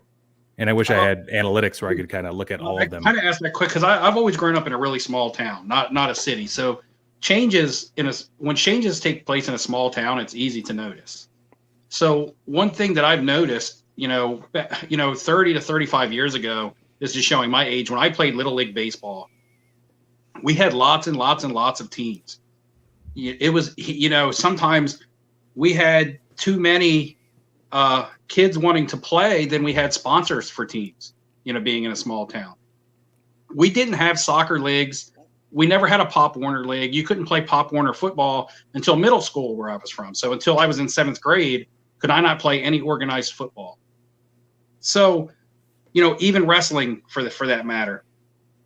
Now I live in the same town, and I fast forward, and I say because the future hinges around our youth, right? So I look now, and our town now has a baseball team. We don't have a little league, right? We don't even have enough people to fill out enough teams to have a little league in our small town. Basically, our town has to make a team and travel to play other places. However, we have multiple soccer leagues, one for like every season. We have like a fall league, a spring league, a summer league. We have 3 different weight classes of Pop Warner football now. And we have all kinds of other stuff that goes on the side at like the Parks and Recreation and things like that. Still don't have much of a basketball league. But I'm just wondering if with kids playing soccer, at least where I'm from, and playing football, and even wrestling starts off with little, I think they're wrestling at 4 years old now. So I'm like, I see those 3 sports that have really taken off, and it's a shame because we have a beautiful Little League park out here, and we don't even have a Little League for kids to play in. So I just look at that and I'm like, is that where baseball is headed? Yeah, when I grew up, baseball was probably the most popular sport to play, and I think it started to turn right after that. So yeah, that's a good point. It all starts with interest in playing, and then interest in watching. It's not always a perfect 1-for-1 correlation. I get it. Like I hate, well, for the most part, watching soccer. I like playing soccer, but watching it, to me, it's boring. But for a lot of people that watch basketball, football, they'll also like to play it. Yeah, I just feel like, and as far as going to watch the baseball games, if a father has a son who's interested in soccer and not necessarily baseball, or interested in wrestling and not necessarily be like that, the father is going to tend to be interested in what his son is interested in because, he wants to be able to participate and coach or do whatever, whether he's just cheering from the sidelines or whatever. And then he may not take his son to a baseball game because that may not be his son's interest. So the father's interest is going to change because of the son, and the son's interest isn't going to necessarily be what the father grew up on. Yeah. And so hockey is probably a little bit constrained, right, Carlos, because of It's expensive. Yeah, people get priced out, access. Yeah, and that's always been expensive. And if your kid, heaven forbid, I never played organized hockey. I actually played 6 years of Little League baseball. That was because baseball still is my favorite sport. Major League Baseball is not my favorite. I like baseball. I would rather go watch the semi-pro team down the road, a city over, and go watch them play. Just sit there, have a hot dog, have a beer, because they got a little beer pavilion. You go sit there, you have your beer and watch the game. That's baseball. I've been to 300 games at the Dome. The Dome is not an exciting venue by any stretch of the imagination. It's That not a fun sucks. place. Yeah, it's the most cookie cutter, boring It's a thing you big could piece ever of do. concrete. It is. It's just a big circle with concrete. They've improved it a little bit, but the problem is that like even working in the city where I can just walk over, it's not a good product to watch, in the sense that I don't have any problem with what's going on in the sport, but I think Trader Griff's made the point is like I pay money to sit in the stands and watch commercials every half inning. I'm literally sitting there watching them throw the ball around to kill time when they could be playing. But no, we got TV considerations we have to make sure, because the same people that own the team also have the network and they play all 162 games. So it's like we're going to get all commercial ad time. So it's like you just got 3 outs really quick, and now we get to sit here for 3 minutes and watch commercials in the building that I paid to go visit at. Why would I want to do that? That sounds terrible. That's why I'm on my phone. And you mentioned hockey, which is something that I forgot. I live in the smallest of small rural towns, and we have an indoor ice hockey rink with all levels up to semi-pro. Men's league that you can be my age and just playing recreational, all the way down to, 5-year-olds. Yeah. As well as a semi-pro team that kind of plays out players that may someday be picked onto an NHL lower end squad or something like that. Yeah. Kind of like a single A baseball team. And that all came in when the casino was built here. The casino built an indoor ice rink, which was something would never be heard of in this little, I live in a country town, right? It would just never be heard of. I had a friend that moved here from Philly when I was a kid, and we used to play roller hockey, and he was always the best player because he had played ice hockey from being up north, but was never a thing here, to now where every day when I'm driving in the casino, I got to stop before I get to my parking spot because people are crossing the road to go into the ice hockey rink. Yeah. The problem has been, and this is something that becomes a discussion a lot on this side of things, on this side of the border, is that the participation in hockey has been decreasing year over year. And in Canada, hockey is still the most popular sport, for sure. And people still watch, they'll still tune in, but they're lamenting the exact same. And this is where it's the national sport, basically. And they still lament it. They're like, well, why are less kids playing? It's expensive. The kids want to play with the Synergy, composite sticks, and they're $150 each. And if you break one, you just cost another $150. Goalie equipment is off the charts. If you're in a travel team or any of that, that's off the charts. It's like, so who's paying for this? When I played Little League, it was $150. That was it. It was $150 for the season. You just paid it, and then there's your uniform, there's your thing, bring your glove, and let's go play. I just assume they handed out all that equipment as you age up. I just assume the Canadian government just, like here they give us guns. I just assume there they just give you hockey sticks and pads like every 5 years. No, we get Tim Hortons. We get that. Okay. That's what we get. You get your stipend, your Tim Hortons stipend. I was out before the stream. I was out getting my Tim Hortons stipend. Your Timbits or whatever they're called. Yeah, I got my Timbits and my double. I'm good to go. Philmington, do you think this general, we were talking like the malaise of baseball, whether it's the offense or just the general, change in direction for people's sports viewing habits, do you think it's trickling down to card prices? It seems like the baseball card market so far has just been kind of meh to this point. Like Judge is off to a really hot start. His stuff's seen a little bit of a rise. Jose Ramirez has seen a little bump. But like Soto stuff's going down. Not surprisingly, he was overinflated to start the season.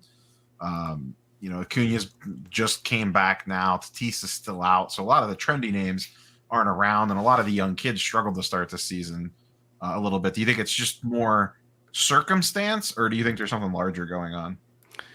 I chalk it up to broad-based factors, not anything sport-related to do with baseball or interest in baseball. I think it's just baseball's just caught up in the bear market, really, that all modern everything's going down by this point. Yeah, and I think to some extent, baseball probably outperformed a lot of football and basketball last year. Basketball was coming off being really inflated, and I think a lot of people actually maybe flocked to baseball as safety, sort of source of safety. Trout, others, etc. So maybe it was a little bit inflated because of that too. Now people are realizing, like, wait, it's just like all the other sports. I know a lot of people were expecting like a big run up in prices before the season started, and oh yeah, they're gonna have a season now, and I think they reported that around like March 10th, and now in the next 3 weeks it's gonna be insane. Prices are gonna go up, in January prices are gonna go up. To me, I was looking at the data. I was looking at my card ladder, my market movers tools back in your charts, your graphs, October through December, and I saw big run ups in the main guys then, and I'm like, wow, this is pretty incredible. Because again, 2021 was a good year, first half for baseball, at least the guys that I was following. Not everybody, certainly not everybody, certainly not most players. But the guys that performed, their prices stayed up. It wasn't a situation like with basketball where, and my knowledge is a little bit thin here. So at the risk of quoting or saying inaccurate stuff, Trae Young, right? Great year. Yeah, he had a great offensive year. How did his team struggled, but he had a good year, like numbers wise. Yeah. It just seems like John Morant, Steph Curry, and maybe a handful of other players, like their hobby actually did well. You look at other, like Jokic. I know he just won an MVP. I'm not sure how his prices held up. Giannis probably flat. LeBron down, right? Durant way down, right? Yeah, KD's got a ton. And I'm assuming a lot of these guys that I'm naming, they didn't have like injury-plagued seasons.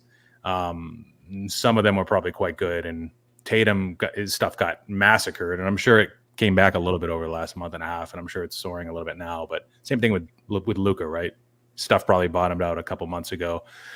Had a pretty good year, right? Not an MVP season, but he's still in the playoffs. He's alive, and he's doing it all himself, which is worth something. It should be, right? He's carrying the team. He doesn't have a Robin. He's the anti-Durant, right? So I look at that. I watch that. I saw the complete football was a mess this past year, obviously, and I think your channel sort of deviated probably away from that a little bit because the opportunities are like, well, there's these quarterbacks, but like, my general stance on football has always been you should probably sell 99% of it before the season even starts and not deal with it in season. Buy in June, sell in July. But don't sell too late.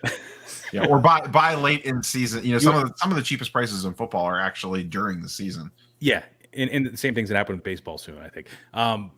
So with football, it was like we saw a pretty good window to buy and sell, a pretty good uptick in 2020. And in 2021, everybody's kind of wondering, like, is it before the draft? Is it right after the draft? Do we have to wait a little bit later? But it was too late. And then you look at soccer.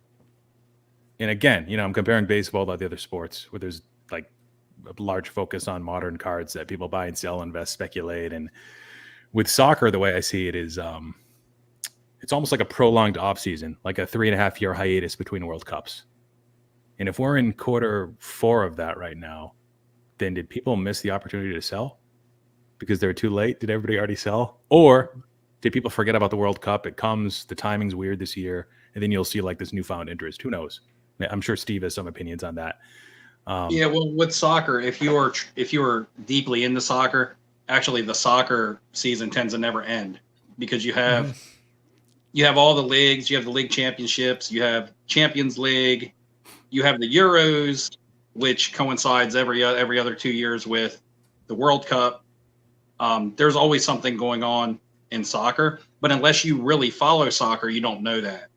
It's something that I didn't know until I really got into soccer.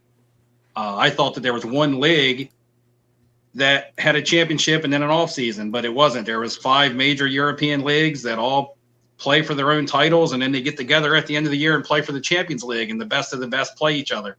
That was something I didn't know. To touch on the baseball thing, I do agree with the whole it being caught up in the whirlwind of the market being bearish and things like that. The other thing about the baseball market, and I don't get into baseball much, but one thing that I might be wrong, correct me if I am wrong, but that I feel like I see is that a player in baseball isn't affected as much by wins and losses as much as a player such as a quarterback in football or a basketball player who doesn't make the playoffs. I think in baseball, we don't invest or prospect on players saying they're going to go to the World Series this year. We go into it saying he might break out for 40, 50 home runs this year. We look at it more statistical base, where if Patrick Mahomes doesn't go to the AFC championship game, it's a failure season. It doesn't matter what his stats look like. Right. Yeah, that's Same true. with basketball. You know, Yeah. same with basketball. We see these guys like Luka who continuously put up big numbers and big seasons after big seasons, but unless you make a deep playoff push or finally make your first championship, your box score kind of no longer is as significant as it is. You know, when you're, say, a rookie. Yeah, I mean, Giannis had back-to-back MVPs, and no one really cared until he won a title. Yeah, I think in baseball, winning an MVP is bigger than it is in any other sport. I think in baseball, your bottom line stats / your fantasy line is a lot bigger than it is in any other sport. And I don't think it hurts you as bad if you don't make the playoffs or win a World Series. I think it's a little less. They're all team sports, but I think out of all of them, other than maybe basketball, where one person can really dominate a game, well, maybe there's less fault on a baseball player because you have pitching, you have hitting, and things like that when your team tends to lose. There's less expectation that one player on a baseball team can make an impact in any given series. So, and if you look at World Series MVPs over the last 10 years, you'll get 5 no names, and it's like, huh? Look at basketball; it's like always the best player on the team. LeBron. Yeah, there was Iguodala won it 1 year. Yeah, that was the one. And the funny part about that year was people were actually saying it shouldn't have been him. It should have been Curry. And revisionist history even says, like, how the hell did we not give that to Curry? Yeah. And you look at football and it's so basketball, you have players that dominate opportunity, right? They dominate minutes, they dominate shots. In baseball, everybody gets 1 out of 9 at bats, basically, unless you're higher up in the order. But still, if you're pitching, then you have an impact. You're only pitching once every 4 or 5 days these days, right? Very like Bumgarner, Sabathia, some of those guys like went a little bit further. Deservedly won the MVP, I think, or should have if their team won it all. I forget. Bumgarner did. And you look at football where there's a lot of players. Technically, it's distributed, but the perception is that there's certain players that it's your fault. You're accountable if you lose, and it's the quarterback. You know, so I think 7 out of the last 10 years, a QB's won an MVP in the Super Bowl, and you got like these standout defensive performances where these guys win, and it's sort of like, oh, that's different. But yeah, you're looked at as somebody who's if you lost, it's your fault. It's Eli Manning's fault, or he's the man, or to give him a huge contract if he succeeds. Joe Flacco, you're going to be the highest paid quarterback if you succeed because that's all you. You did it. You did it yourself. That's kind of the perception there, I think. And plus in football, there's not that many investable positions anyways for the hobby. But yeah, baseball, like that's one of the reasons I've always thought that Mike Trout's undervalued. Even still, is because half the hobby thinks that he's nothing to me. I was waiting patiently. I knew exactly. He hasn't made the playoffs. Well, he has. He's had almost 5. To be clear, he's had almost 5,000 at bats, and the next meaningful one he has will be the first one. That's true. But an entire career, to Steve's point, 5,000 at bats over 10 years, and he could actually fade off. And he's like, is he the greatest player of all time? He's the greatest player of all time that didn't matter. I could Thanos vaporize him, and who was that guy? Never heard of him. Ken Griffey Jr. though, he plays on the same team as Ohtani too, but that's a separate thing. That's a market thing. But at least Griffey had playoff moments. Though. Ken Griffey Jr. did have a playoff moment. I mean, the Mariners had that one famous in the playoffs during my youth. Yeah, he does have one playoff highlight, even if it was early rounds. He did have one playoff highlight during those Mariners years. Hank Aaron? Did he? No, Ken Griffey. But did Hank Aaron win a World Series? Yeah, I think 57. Okay. Milwaukee Braves. Yep. There's some other great. Okay, maybe I can find in football somebody that could be like a Trout, and not even as good. Well, maybe for some years, but being a Dan Marino fan, he never won a title. Now he was in a lot of playoff games, won a ton of games. The Dolphins were always competitive, just always seemed to get bounced in the AFC Championship and things like that, but never, went to one Super Bowl and never won a Super Bowl. Still considered by many to be a top 7, maybe top 5, just depending on what your criteria is to make you an all-time great quarterback. He still gets a lot of hobby love even today. He's managed to stay relevant, even out of the public eye. So is that relatable to maybe a Mike Trout, say he retire without a World Series? Well, except for one thing. When I think of Marino, there's one thing in particular I would go, and not even the Super Bowl, forget that. When Marino came up, he had that huge, massive offensive season. It wasn't just a little bit better than the previous one because I think he had the touchdown record and the yards record. Oh, he revolutionized the passing game. Yeah, it was massive. He transcended the sport because today's game is what it is. Yeah, because of that '84 Dolphins team. Yeah. And I think he retired with the touchdown record and the yards record. The touchdown record for sure. When he retired, he had the touchdown record. He retired with like every record. Yeah, which is like so for the comp to work. Trout's gonna have to hit like 85 home runs for the next 5 years or so to get back on pace there. If you look at the leaderboards of WAR over the last like 50, 60 years, lifetime WAR. There's a song about it. What is it good for? Absolutely nothing. You see a pretty strong correlation between like hobby love and just WAR. There's some exceptions like Mickey Mantle, 110 lifetime WAR about that. But he was on the Yankees and he won like a ton of World Series, right? He did. So I think you need to win. If you don't win at least 3, I'm going to say at least 4, then I don't think there's really an impact. So like Wander Franco last year, Rays are in the playoffs, shitty market. I get excited because I'm like, oh, well, at least he's on the national stage. He lost in the second round. And to me, he made an impression, but again, it was all based on individual accomplishments. He had a couple home runs in a series. Team didn't win. I'm like, this is awesome. His prices are going to go up in the offseason. Not because, winning that series was important, the first one, but I didn't think his prices would go down because he didn't win a World Series. Because following these players, you don't really see a spike, too, after they win a World Series. Juan Soto, didn't see a spike. You never really see a spike. Kershaw rewrote his narrative, so I think that's a little bit different, where he was a choker for such a long time. But most of the time, you just, Mookie Betts has got 3. People still think he's 2. People still think he's undervalued, right? And he's on the Dodgers. So I just don't see it helping much. I guess there could be a little bit of upside, but say if Griffey had won a World Series, I don't think his prices would be any more than 10% what they are today. Yeah, it would have been a marginal increase. You have to be really dominant to like get the full impact. I think your number's about right. If you've got 3 or 4 World Series, I think you get because you immediately get pushed up to another level with, all right, now let's look at your all-time stats and what's your differentiator? Oh, by the way, they also won a bunch of World Series. Oh, okay, hold on. Mantle gets credit because of World Series, popular team. He was the iconic player of the era to go along with all-time great center fielders. He was in an era with Willie Mays, and a lot of times it was like, okay, so who's the greatest? Who's the greatest here? Willie Mays, Mickey Mantle, and for a long time it was kind of people argued neck and neck. So he has that going for him. When he retired, he was amongst the all-time home run leaders, despite himself drinking himself out of the league. So if he had had a full career, in 1951 he destroyed his leg. Speed was actually part of his game early on. It was part of him being a 5-tool player. So he played his entire career hobbled and still was considered one of the best. So he's a what if. What if you hadn't drank yourself into a stupor? What if you hadn't destroyed your leg in 51 and played the rest of your career, including a Triple Crown season, with a hobbled leg that you basically dealt with the rest of your career?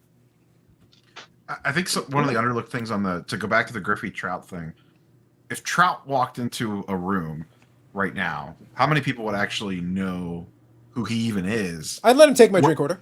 Whereas Griffey, Griffey was literally the face of Major League. Griffey had video games, shoe lines. Griffey was the face of 90s baseball. Griffey was a star. Griffey was a star. Everybody imitated his batting stance. Griffey was a superstar. Yes, absolutely. I don't know that Trout's numbers say that he is, but I don't know that has Trout ever been the face of the league during his reign? You know what I mean? From a marketing perspective, not necessarily from a. He's a boring dude. He certainly is.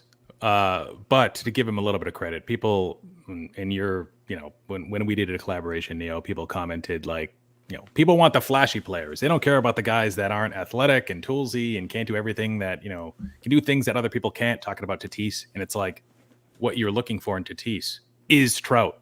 He's shown it. He's actually on the field doing those things. He has like 98 percentile sprint speed. He's still a center fielder. Is he on the field though? Can we validate that? So far, I'm not sure. This season he's allegedly on the heel. I heard that rumor. I checked last year. Last year, I think I only played 30 less games than Trout last year. And I'm not in the major leagues, just so we're clear. The difference between us was only 30 games. I get it. You didn't invest in Trout. FOMO. I get it. I wouldn't have invested in Trout. FOMO. Let me ask you this. It's my brand not to invest in Trout. Even if you offered me for $1, I'd be like, yes, I'll take the $1. Why? Well, it only cost me $1 to tear it in half. Let me ask you this, Filmington. So the Angels are actually good so far to start this year. If Trout wins a World Series this year, even just has a deep run, do you think it has a dramatic shift in his card prices? No. I don't. Some people do. Some people say like, oh yeah, 20%. I think if he wins MVP, that'll help a lot more. Like what Steve was saying, it's about the MVP. It's about the 8+ WAR seasons. Even if Ohtani or who's up there, J-Ram Judge stays healthy, and puts up over 55 home runs and somehow steals that from him, or Trout gets injured like he always does over the last 5-6 years, right? It would make my trolling job harder, Neo. It would make my trolling job a lot harder. Not to say I can't do it. I've torn Tom Brady apart, and he's got more Super Bowl rings than anybody else, and I can still do it. I can discredit all the Super Bowls. I'm really good at this. You have no idea how good I am at it.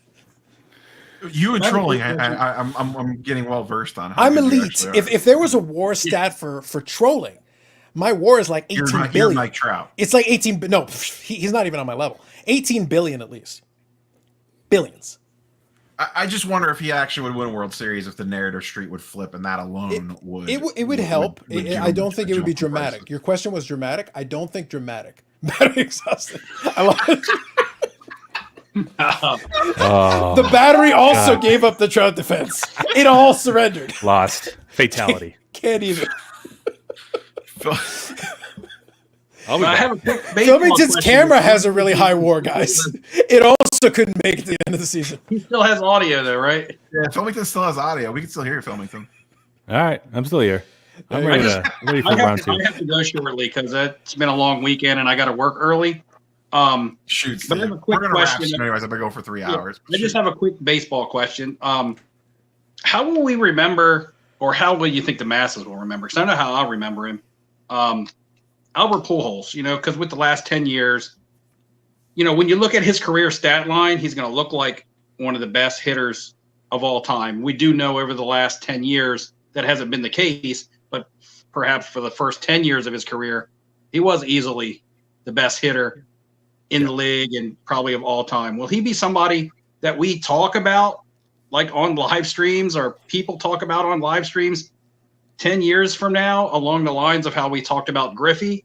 Or will he be another really great player that just kind of gets thrown to the wayside of, like, say, a Frank Robinson? Because Frank Robinson is a guy, being an Orioles fan, that when you look at his career stats and what he won and what he did, it's just somebody that never gets talked about. Does Albert Pujols kind of fall into that Frank Robinson type category, or does he fall into somebody that people, transcends generations and people continue to talk about it?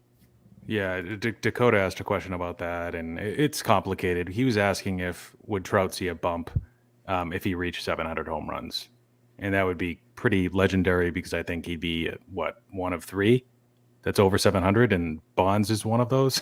Yeah, Bonds, Ruth, and Pujols. But the compiler thing, it's just not very sexy. Like, the thing though is he's not a compiler. I don't think he counts as a compiler. The first chunk of his career, first 10, he compiled like easily the majority of. A compiler is 20 home runs for 20 years, or 25 for 20 years. Yeah. It's not like you're a 40+ home run guy, 120 RBI guy, hits over 300 for a solid decade. First 10 years of his career, stack him up to Trout, and he beats Trout quite a bit. OPS, offensive measures. Yeah, offensive measures. If you don't capture the WAR, also takes into account position and defense. Never heard of it. I have no idea what this made-up stat that you were talking about is. So generational player like Trout had a lot of fans. There might be a little bit of perception from people like me. Like, did he do it the right way? Did he maybe take something like everybody else took? There's some rumors he was never in any. Everybody's doing it. Is anyone? People who take performance enhancers also tend to get hurt a lot. No, you're right. They tend to have injury problems. Well, there's something there with an extension with a thyroid thing, so he could be taking. I see. You're probably right about that. But there's this poor man's Tim Salmon out there somewhere. This mediocre Angels outfielder that people keep talking about. Here is an anti-Trout statement I'm about to make. Oh my God! Right because they changed the way that MVPs are given out in like 2014, 15. It started to really switch to look at WAR, don't look at any other stats. And when I first noticed it was when Trout took out Betts, and Betts was like, wait a second, so I'm looking at steals, RBIs, home runs, and runs, and like Betts beat him in 3 out of 4. Like, how did Trout beat Betts in MVP? It was like unanimous. If you look at certain seasons like 2006, Howard won MVP in the NL. Pujols ended up winning 3 MVPs, but that was a year that he led in WAR, and Howard was like half of Pujols. He just had a ridiculous RBI and home run total. Beltran actually should have come in second based on the way people vote today. So you could give Mantle probably a little bit more credit. Bonds more credit. He won 7, but nobody else has won more than 3 at this point. Trout has the ability to win more than that for what it's worth. But again, if you were to recalibrate the system of yesterday based on how we vote today on MVP, very different story with Pujols. So, I mean, generational player like Trout, shared it a little bit with Ichiro, but Ichiro was kind of a different player. If you really look into his core stats, like you could argue that he's a little bit Are you talking about overvalued, Trout but now or Pujols? Because you're saying with Ichiro. Ichiro and Pujols kind of share Okay, the generational you said player. Trout. I was like, you slipping in extra Trout references? like Trout being a generational Yeah. player, Okay, carried sure. for about 10 years, and Miggy's kind of mixed in, sort of the transition. Sure. Yeah. Another thing I look at is like how popular were cards to collect in year 2001. So Pops super low, print runs super low, Topps rookie, Bowman rookie, Bowman Chrome, only one variation of that autograph card. Like, I think there's been a sale reported of like 500K, that a PSA 10 recently, actually. Yeah, Just it's a beautiful card if you've ever seen it. It's tough to get it where the autograph isn't smeared, though. That's a big condition issue. Exactly, and that was a nice auto. I forget if it was a 10 auto or not, but it was a clean auto. Yeah. I don't know. I don't know where he's going to stand, like neck and neck next to Ichiro and Trout. I would think that Frank Robinson is such a tough comp, because I don't understand like Stan Musial, another guy like just overlooked. Stats wise, I get the comp, but I'll say this: it's really, I think what's going to help Pujols is once he retires and people can look at the totality and context, because his numbers are too great to be a stat compiler. He won't get that accusation because he's like, 2,100 RBIs, 3,300 hits. Like, he's legitimately that dude. Yeah, overall. He's quite possibly close to 700 homers and 700 doubles. It's not just home runs. Yeah. It's, Yeah. Well, let's look at that final WAR, and then we'll see how he stands. Because only if you recognize my Ricky Henderson measurement. He's at 1,500 WAR. I don't care what anybody says. He's better than me. He annoys me because he should have retired 5 years ago. And I think Ricky Henderson should keep playing forever. Players. I think Ricky Henderson should keep playing forever. Tom Brady goes 0-16 5 years in a row. Are people going to still like think he's the GOAT? Yeah, of course they will, but they'll be fucking annoyed. They'll be like, what the fuck? Like, get the hell off my team, man. I may be willing to make the argument that he's not the GOAT at that point. I might be willing. All right. We have another guest to sneak on here. A little pivot. We have Justin, aka what's the Spidey Hits now, right? Spidey you rebranded on me. Yeah. And I get like Dustin, the personal You're going to have finance room guy. because I have to get ready to go because I have to get up early. I'm not leaving because Justin's coming on. Well, look, it's at 3 hours. I just wanted to stop by and say we all know your Marvel videos made your channel what it is today, and congratulate the channel, man, for 2 years going strong. I love it. Thanks, Justin. How's the rebranding going? It's going great. It's going fun. I can feel the energy around it, and people are not struggling over Spidey G09. Steve, if you need to take off, go ahead and take off. Yeah, I'm going to go ahead. Neo, congratulations on 2 years. Carlos, good chatting with you for pretty much technically the first time. I mean, we had I didn't realize that. on the live stream. Well, I was on a live stream with Steve, but very briefly. Oh, okay. Very briefly, just for a couple minutes. Filmington, good chatting. Justin, I'll see you. Dallas? Sometime. Are you gonna be in Dallas? You're going to Dallas? Are you going to Dallas? I am. All right. I might be in Raleigh and Chantilly, but I'll definitely be at the National. So Okay. All I'll right. see you at one of those places. All right, take it easy, guys. See you. Have a good night. Steve. See you. See if you. All right, there we go. He actually left Yeah, studio. I didn't want to Yeah, break so up the Justin, sports you bar just talk. I just you wanted to just say- rebranded the Spidey Hit, so that's going. I as someone that rebranded a YouTube channel, it's a lot of nonsense. It is, but and it was really hard, to be honest with you. Like I struggled with it because I had this feeling like whatever it's going to be, like I'm not doing this again, and so it was difficult to land at something where, what can I name myself that even if I want to be something different 5 years from now, like that's okay. I don't have to do this again. Yeah, Spidey Hits. You can pivot to comic content, toys again. You're good. Yeah. So are you setting up at Dallas, or are you just going to walk? Man, it was so much work at Atlanta. I don't want to do that again.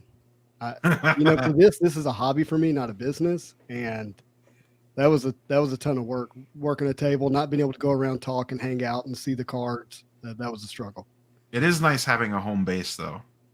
Well, I have that. Like I have a space. Well, yeah, because what's Josh and them have and Kent and them have a table, right? Yeah, but I'm not going to put out cards and work the table the whole time. I'm gonna hang out. We're actually going to be representatives for Upper Deck while we're out there. So they sent us some gear, a couple of boxes of cards, and some other stuff that we'll save for Dallas. But we're going to be going around just talking about Upper Deck and Marvel cards. Well, that'll be exciting. And then what are you going to HeroCon at the end of I am. I have my flights booked. I don't have my hotel booked. So I need to do that, but I'm going to be there. That is on my radar. I will leave it at that. That is on my radar as potentially my first major Comic Con to potentially attend. What are we going to do if we actually have Spider-Man metal for the Comic Con? What's that? What if we have Spider-Man metal for the Comic Con? Ooh. Do you think we do? I know that there's that date out there with payments due by, what is it, June 23rd or something like that? I think Upper Deck could make it happen if they wanted to build some energy around it. I think the product will be ready, but I don't think we will get our shipment until after HeroCon. So we get it right before the National is what you're saying? Mm-hmm. Yeah, we'll have it for Nationals. That'll be interesting. Yeah. That'll be very interesting. What do Avengers Fleer Ultra boxes debut at? 300. And then where do they end up at? Ooh, that's a really good question. They're considered a premier set for Marvel. So But no PMGs.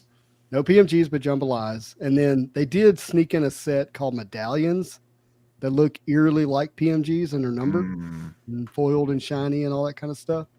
But I don't know where they end up above 300. Yeah, I'm waiting for those pre-orders to hit. Philmington, how's your foray in the WWE Prism going? Yeah, let's not talk about it. I think I missed the selling window by like 5 days because I bought 6 hobby boxes. I don't know if you were watching. We did talk about WWE Prism at the very early part of the live stream when Carlos first joined. Are we gotten to the part where I can offer you like 10 cents on the dollar and you're cool, or not yet? Do I need to keep waiting? Canadian. My shipment was late thanks to FedEx. Thanks to I'm not going to name them, but no, Neo, I refuse to give him good Canadian dollars. It's only yen. I can only offer yen. At this point, it might as well be based on what did they? The other guy that told me it was a good idea. I usually don't follow his advice. Hopefully, he's not listening. And I'm like, okay, I'll limit my exposure. I'll buy a few just for the hell of it. You know what you would have been better off buying? Spider-Man metal boxes. I know. The pump is real. I know. I didn't understand, like, oh, there's a Topps Chrome version of this or a Topps version of this, and it's selling for like a 20% for no reason. And it doesn't. If only there had been a video talking about that exact thing, comparing them side by side. I think his shipment was in FedEx land when your video dropped. Okay, and then I'll excuse it. I missed the 1,350 fake comps on eBay where my friend was actually able to sell them at a show. He's like, yeah, I've been selling for like 30. I'm like, what? What are you even talking about? Dealernet? Like, they were like way under that at that point. And then like 3 days later, I'm like, oh no, I was able to sell 5 for like a very, very small profit. And then I had one for a little bit too long and sold that one. So I think it's a fair statement. I don't think I'm going too far left of field here to say that if you've got 2 comparable products and one is selling for way more than another, at least you should look at it with a high eyebrow and go like, why? Are you guys sure? Even if you think the other one's better, is it that much better? Are you really sure about that? Carlos, that reminds me, in the appraisal world, you're not allowed to do an appraisal on a house that's like a spec neighborhood. Yeah. You can't use sales all in that neighborhood. Mm-hmm. Especially if they're by the same builder. You have to go outside the neighborhood and find another builder to use comps. Yeah, so you don't get that manipulation. Yeah, it's sometimes I find it weird when I'll try to do a video is that I don't want to sound like I'm just being condescending, but sometimes like, but this isn't hard. I don't understand why I have to kind of like, do I have to dumb this down? And most of my audience gets it, and they at least appreciate it in the spirit in which it's given. But it's like, we lived all this time without having to have this explained. We just like, look at the 2. They don't make any sense. Like, why do I need to explain why they don't make sense? They don't.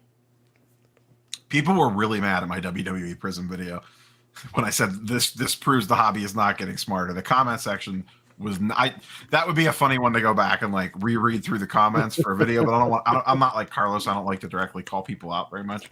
But there was like people in there. Oh, come on, it's fun. $3,000 a box in no time. I can't believe you think these are a bad buy. And to your point, Carlos, it's like we literally just went through 2 years of things going like this and then immediately going like this. Like, have we not learned our lesson here, people?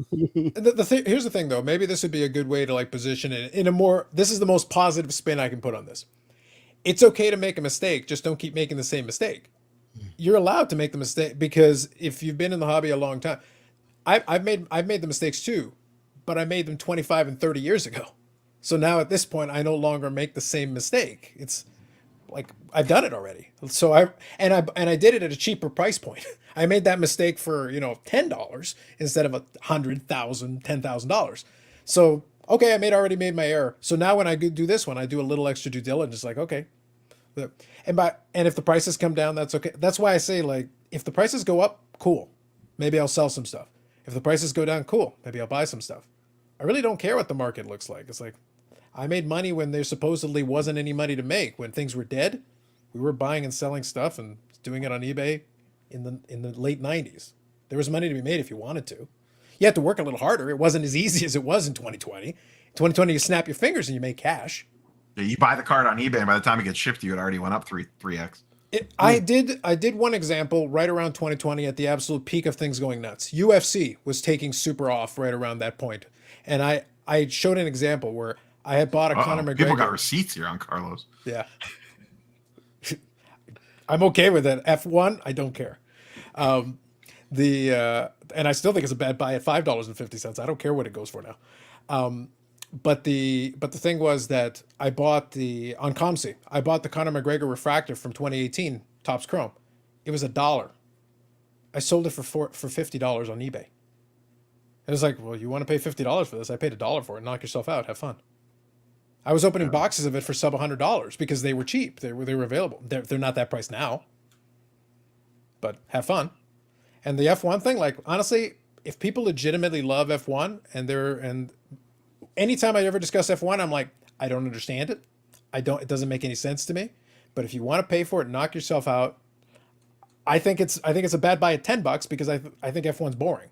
But if you legitimately love it, have fun. Does it have iconic images or any kind of aesthetically pleasing look to it? 2018 Topps Chrome looks exactly like 2018 Topps Chrome baseball. It's the same design. Yeah, it's not like the whole shtick to the F1, the modern F1. Yeah, because I don't want Paul yelling at me in chat. He'll show you comps of vintage F1 that has gone up 50 million%. It's just that there's never been this product before. So imagine there had been Marvel cards in the 70s and 80s, and then there was no Marvel cards until 2018. Regardless of how boring they looked or how bad they looked or how mediocre the artwork was, it wouldn't matter because, oh God, it's Spider-Man. It's pretty much. And we don't know how this is going to do, so we're not going to print a ton of it on top of it. Yeah. Okay, that makes sense.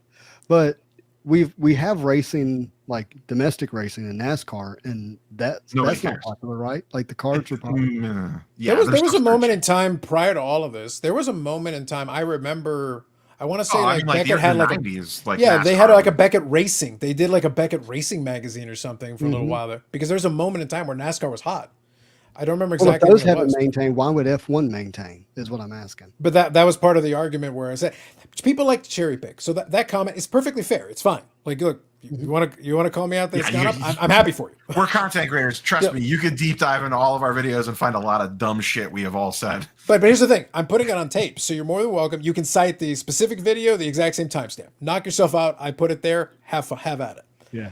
I cage all my points with a rationale. They always skip the rationale, though. They always skip it's like there's a reason I said that. I said that because I don't understand how this is different than NASCAR. I don't understand how this is different than other motorsports that have had their moment in the sun. If you enjoy it and you like it, buy it. Have fun. Have a good time. I'm not going to discourage you. I don't want to discourage you. Please.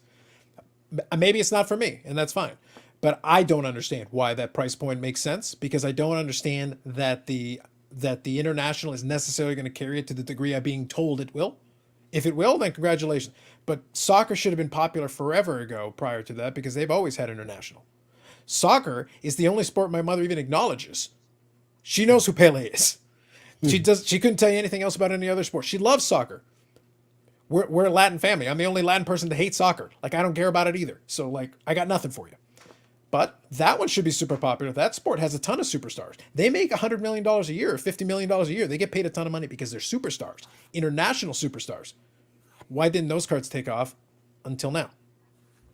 Yeah, well, I mean, F1 got the the Netflix pump, the content. It got the eyeballs, and it got the airspace because people were talking about it, whether it was because of Netflix or whatever.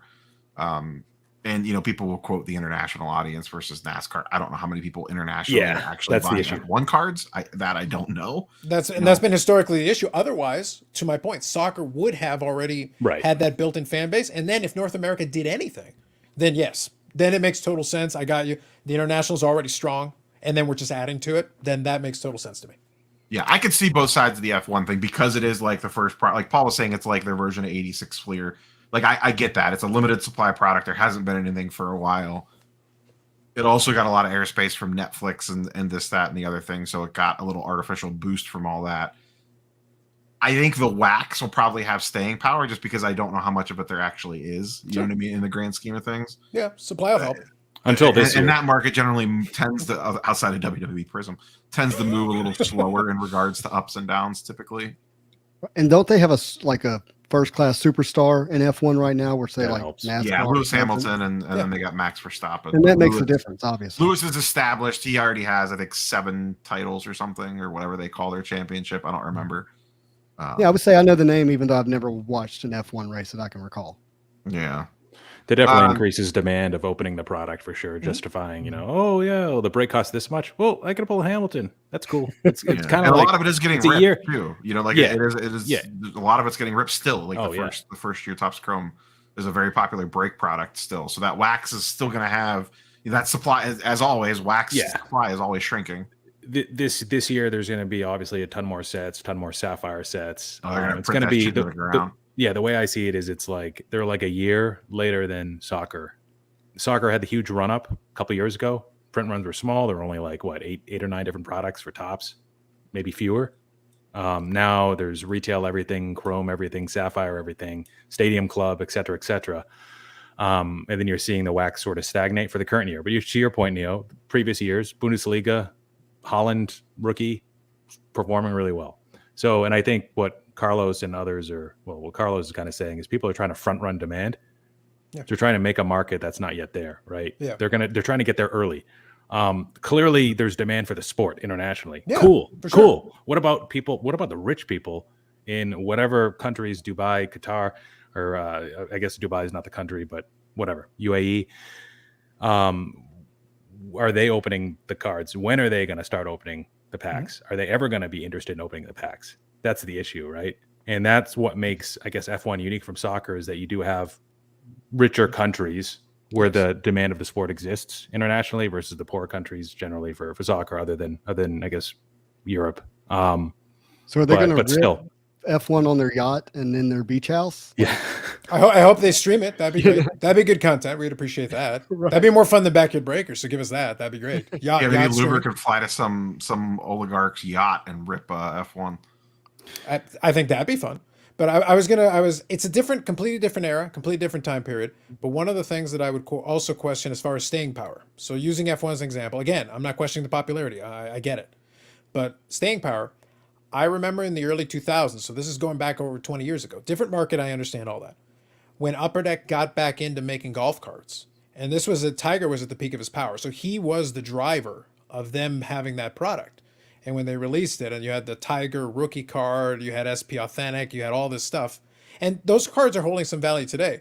But Tiger was like, you had a bunch of great golfers in there, but Tiger was the draw. Tiger was the reason people were after it.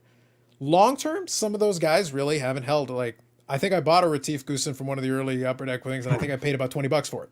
And Retief Goosen won 2 Grand Slams right in that Tiger era where he was still at the peak of his power. You had to be really good for the most part, unless you got lucky, to win multiple Grand Slams in the Tiger era. And Tiger was your dominant guy. But nobody remembers him.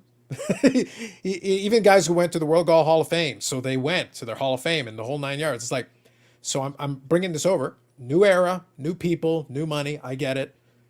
Does it have staying power beyond the first couple series? Were really short printed, so we have much smaller supply. So if the yacht guys open up enough of it, that'll mean the boxes will be good to go.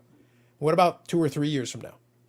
Because it didn't last forever. It's not like the Upper Deck, Golf Dynasty lasted 10 years or 15 years. I think Upper Deck had to get back into it recently, and now they've started releasing golf products again. Yeah. Yeah. One of the things I noticed, this is sort of an unrelated note, but when Steve made that comment about soccer kind of being something that never stops, it's year round. I get it. There's no off season. I understand that. But 2018, I had some exposure to certain soccer cards, Panini cards. At that point, soccer wasn't like a huge market. Never was, even with the World Cup. I think it was 2018. Well, I bought the cards in like between 2014 to 2016, and in 2018, that's the year the U.S. didn't qualify for the World Cup. Is that right? All the cards got destroyed. The cards got destroyed, whether they were international players, U.S. players, because it was truly that little market. It was only people in the U.S. that were buying the cards. And once U.S. was eliminated, which I get it, this time they made it, right? So that's cool. But the whole thing with like Mbappe prices being nuts a few years ago was wait till the World Cup comes, right? Well, now it's here. How many people in the U.S. care? Why are the prices sinking? Why is there nobody talking about it right now? How's that not helping the market? And maybe it's because there's been run-ups with other tournaments, the Euro Cup. I get that, and there's always international games. Another thing that bothers me about soccer is that I get there's people in the States that care about Premier League, international players and stuff like that, but it seems like the values are such concentrated across just a few guys. And it makes me think that you don't actually watch the team. You just know about the player and that he's good, right? With baseball, you've got, 3 or 4 collectible players on each team. People actually watch the sport, even though it's dying. With soccer, I wonder, are you just kind of hurting? Is it just people kind of, oh, well, he's picking up that guy? And I don't know. You wouldn't have that issue if you had people internationally that actually watch the games buying the cards too. Yeah. But unfortunately, I don't know if that's happening. So 2 issues with soccer: not enough demand outside of the U.S. for the cards themselves, and not enough people in the U.S. that care about watching the sport, that do maybe buy the cards, and they could call themselves a collector, flipper, whatever. I don't care. You don't care about the sport that much at the end of the day. Most of you don't. Yeah. I'll give you a quick analogy. Small sample size, but a quick analogy. At that Expo show we do in Toronto twice a year, a buddy of mine likes to come to the show, and he'll buy some stuff. He's kind of a cheapskate, but he'll buy some stuff here and there for his favorite teams, his favorite players and such. For years, he would come to the show. He's a huge soccer guy. He knows about the infinite number of leagues, and he'll start talking about Bundesliga. My eyes will gloss over. I have no idea what he's talking about. I just stopped listening. But every year he would come to the show, and we'd walk around. He'd look at stuff and be too cheap to buy most of it, but occasionally he'd buy some things. There were 1 or 2 dealers who did only soccer, and this is years before the run-up. You could have bought cases of that stuff that Mbappe was in, cases of it. He had an endless array. I could have bought 5 cases of it on the floor and just walked away with it for basically nothing. It was not expensive at all. There would be people that would come by and buy, but that stuff sat. It was there show after show. It was like you could walk right by it and have it at any time and probably negotiate and get a better deal if you wanted to buy it out the table. No one cared. He's a soccer fan who is at a card show by choice, and he wouldn't buy the product. What does that tell you? I can't make this easier for you. You're physically in proximity of the product. You actually like the sport. You can tell me things about the sport I don't understand, and you won't buy the product because you don't really care about it that much. It's not a big deal to you. I don't know what to tell you. That stuff, it moved. The dealer obviously made enough business to justify them setting up, but it wasn't like the stuff was flying off the shelves. They always had inventory. They never ran out of it. So I don't know how rare it was at the time, but it's like it wasn't flying off the shelves, and soccer is plenty popular here. People enjoy it. People like the World Cup. People like the World Cup. People go to the pubs and have fun, have a good time watching it, have some drinks, and enjoy the show. It's not lack of fans, but nobody cared about the cards. Is there a compelling story right now with soccer? Like, someone who might grow out of the mainstream of the sport where people who don't watch it still know their name? I don't know soccer at all, so I have no idea. Attempt to answer that. Yeah, I mean, I think it needs that. We have that in other sports. Maybe you need the Drive to Survive Mbappe edition. Follow Mbappe Well, like, around. my 15-year-old daughter knows who Tom Brady is. She doesn't watch football, Sure. but she can tell you a single soccer player. Maybe we could fix this problem. Maybe Mbappe needs to start a beef with Mike Trout. And they could like bring each other up by, it's like, you're like an intersport beef. It's like, well, you suck. It's like, I don't even know who you are. Start a backyard break scandal and have, I know. you saw their, hey, and whatnot. They average like 12, like 16 times more subscribers than like the second next, like most popular person. Just kidding. Yes. It's not, but it's they're very well beloved on whatnot. I just downloaded the app a few days ago. So Nice. people like controversy, right? Filming looking to get ripped off, downloads whatnot. Somebody started beef with Neo, so his channel grows. I heard that works. Yeah, I heard there that you go. works. We'll wrap up pretty quick here. I do want to pivot to Justin for a minute, though. So we were talking way earlier in the stream about, everything's down right now. Are you buying, or are you being like, are you out there saying like, I'm gobbling this all up, or are you being pretty picky when it comes to buying decisions right now, whether it's Marvel cards or comics? Because I know that you play in both. So Yeah, so I have to give you some context. So, I spent all of last year buying, right? And I did almost no grading. And right now I'm spending a lot of money in grading. Like I did a 54 card submission and it just got upcharged to $5,600. And so that's good old PSA upcharges. Yeah, I know. And I got another 200 cards at BGS. So about a total of Is that still a grading company? Yeah. Just kidding. They're good for I assume that's probably PMGs. They're good for PMGs. It's it's a couple of different things. There's some cards that I think are just going to grade better there, personally. Yeah. To your point. Yeah, you could cheat the grading scale and get that half grade bump to make it a 9.5. Most of my PMGs are PSA because they actually are in good condition. And I like to be a little bit hedged personally. I got a really good deal submitting these to Beckett. I got $25 a card with a 10-day turn time, and with no upcharge. I know I understand that it's unbelievable, but I got it through a relationship. You know what I'm saying? That's like, I would, at worst case, you're using them as a pre-grade service and you can always crack it later. And there's some personal cards that I have there that I like some of the subgrade stuff on some stuff. They do a really good job with sketch cards, and I do have some of those. They'll give you a 9.5 on a sketch card, even if it's got color bleeding and stuff like that, as long as it's got. They understand that it's a sketch. Yeah, where PSA will ding you up, from what I understand. So that's where a lot of my money's going, and then I am paying attention to a few cards to see if something slips through the cracks. Yeah, one slipped through the cracks this week. 2012 Marvel Beginnings that I thought I could get for about $500 or $600, and it went for $1,148, which I don't understand. But it's not a mainstream card. It is a short print card that most people don't know about. But two people battled for it is what happened. I mean, that's all it takes. We have Golden Auctions wraps up this weekend, right? I think so, but I'm not 100% sure. What do you think the green Spider-Man ends at? The last I saw was at 90,000. Has it moved? Hold on, I actually have it up right here. 80 or 90,000? It's at 80,000. Unless it moved later today, I haven't refreshed. It's at 80,000. Current bid, it probably 90,000 with buyer's premium. Who's going to see this video? The I know 3.5 hours into the live stream. Let's assume no one. Okay. I know there was an open offer over 2K for a Raw that the seller did not agree to. You said 2K or 200K? 200K. Okay. Sorry. What is the last known green sale? I brokered that sale for $255,000. Was that raw or was that graded? It was raw, but it graded a PSA 9. It's on this is it's on the pop 9. now. And how long ago was that for context? That was February. Okay, so that was at the peak, basically. Okay.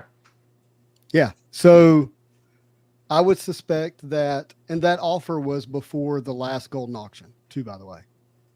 And that's kind of when the narrative shifted to a macro Correct. level, anyway. So what will it do? I don't know. I mean, I know someone was out there willing to pay 200,000 plus. Yeah. Will this one go to that? I don't know. Yeah, because now you need, since it's an auction, you need two people that want to pay 200,000 plus. Yeah. So this particular owner of these cards who owns most. It was one seller who. I was going to say most of these are Golden. one person, correct? Yeah, it's a guy that's on Blowout forums for any people who lived on Blowout with Marvel, and he ghosted. Like he's been gone for a couple of years, and people didn't know where these cards were. And as someone who's been tallying a list of all the Green Spider-Man as much as I could, this one has been off the radar, and then boom, it pops up on Golden. That Wolverine green. I mean, there's a Green Spider-Man, a Wolverine green, and a Iron Man green. He put a message on Blowout saying, "Sorry guys, if you were looking for these cards, but I'm out. Everything's up at Golden for the whole collection." So I don't know if you noticed, but it's a full 2013 retro set minus the full set of Jambalayas and PMGs, but he does have what PMGs he has up for sale. So you can get all the autos, all the different subsets, everything in one of the auctions. Interesting. Dave asks, does he film with the answer to this in the chat? Do we think once everything kind of flushes the system, because correct me if I'm wrong, PSA is the only one that really has price banded pricing, essentially, if that makes sense 3 hours into this. Everyone else is basically straight across the board regardless of price of card, correct? I know SGC is a flat fee. I think SGC had bans as well, but you had to. I don't know how. I don't think SGC strictly enforces theirs at all. Yeah, but they do have declared value, so they do have depending on the declared value, you can have different price points. BGS doesn't though, right?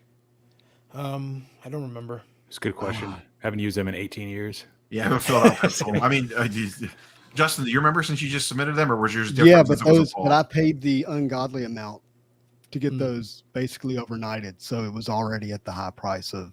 Yeah, you were paying more for the speed, regardless of what the. I mean, they have to insure it back to you, so how do they not upcharge you if the value isn't there? Yeah, because just using SGC as the example, you'd have the bands are Chat pretty says wide. BGS does not. Okay, so I'll take Chat's word for it. Yeah, SGC has pretty wide bands, so you'd actually have to go up quite a bit to get to the next band, but there are some bands there for sure.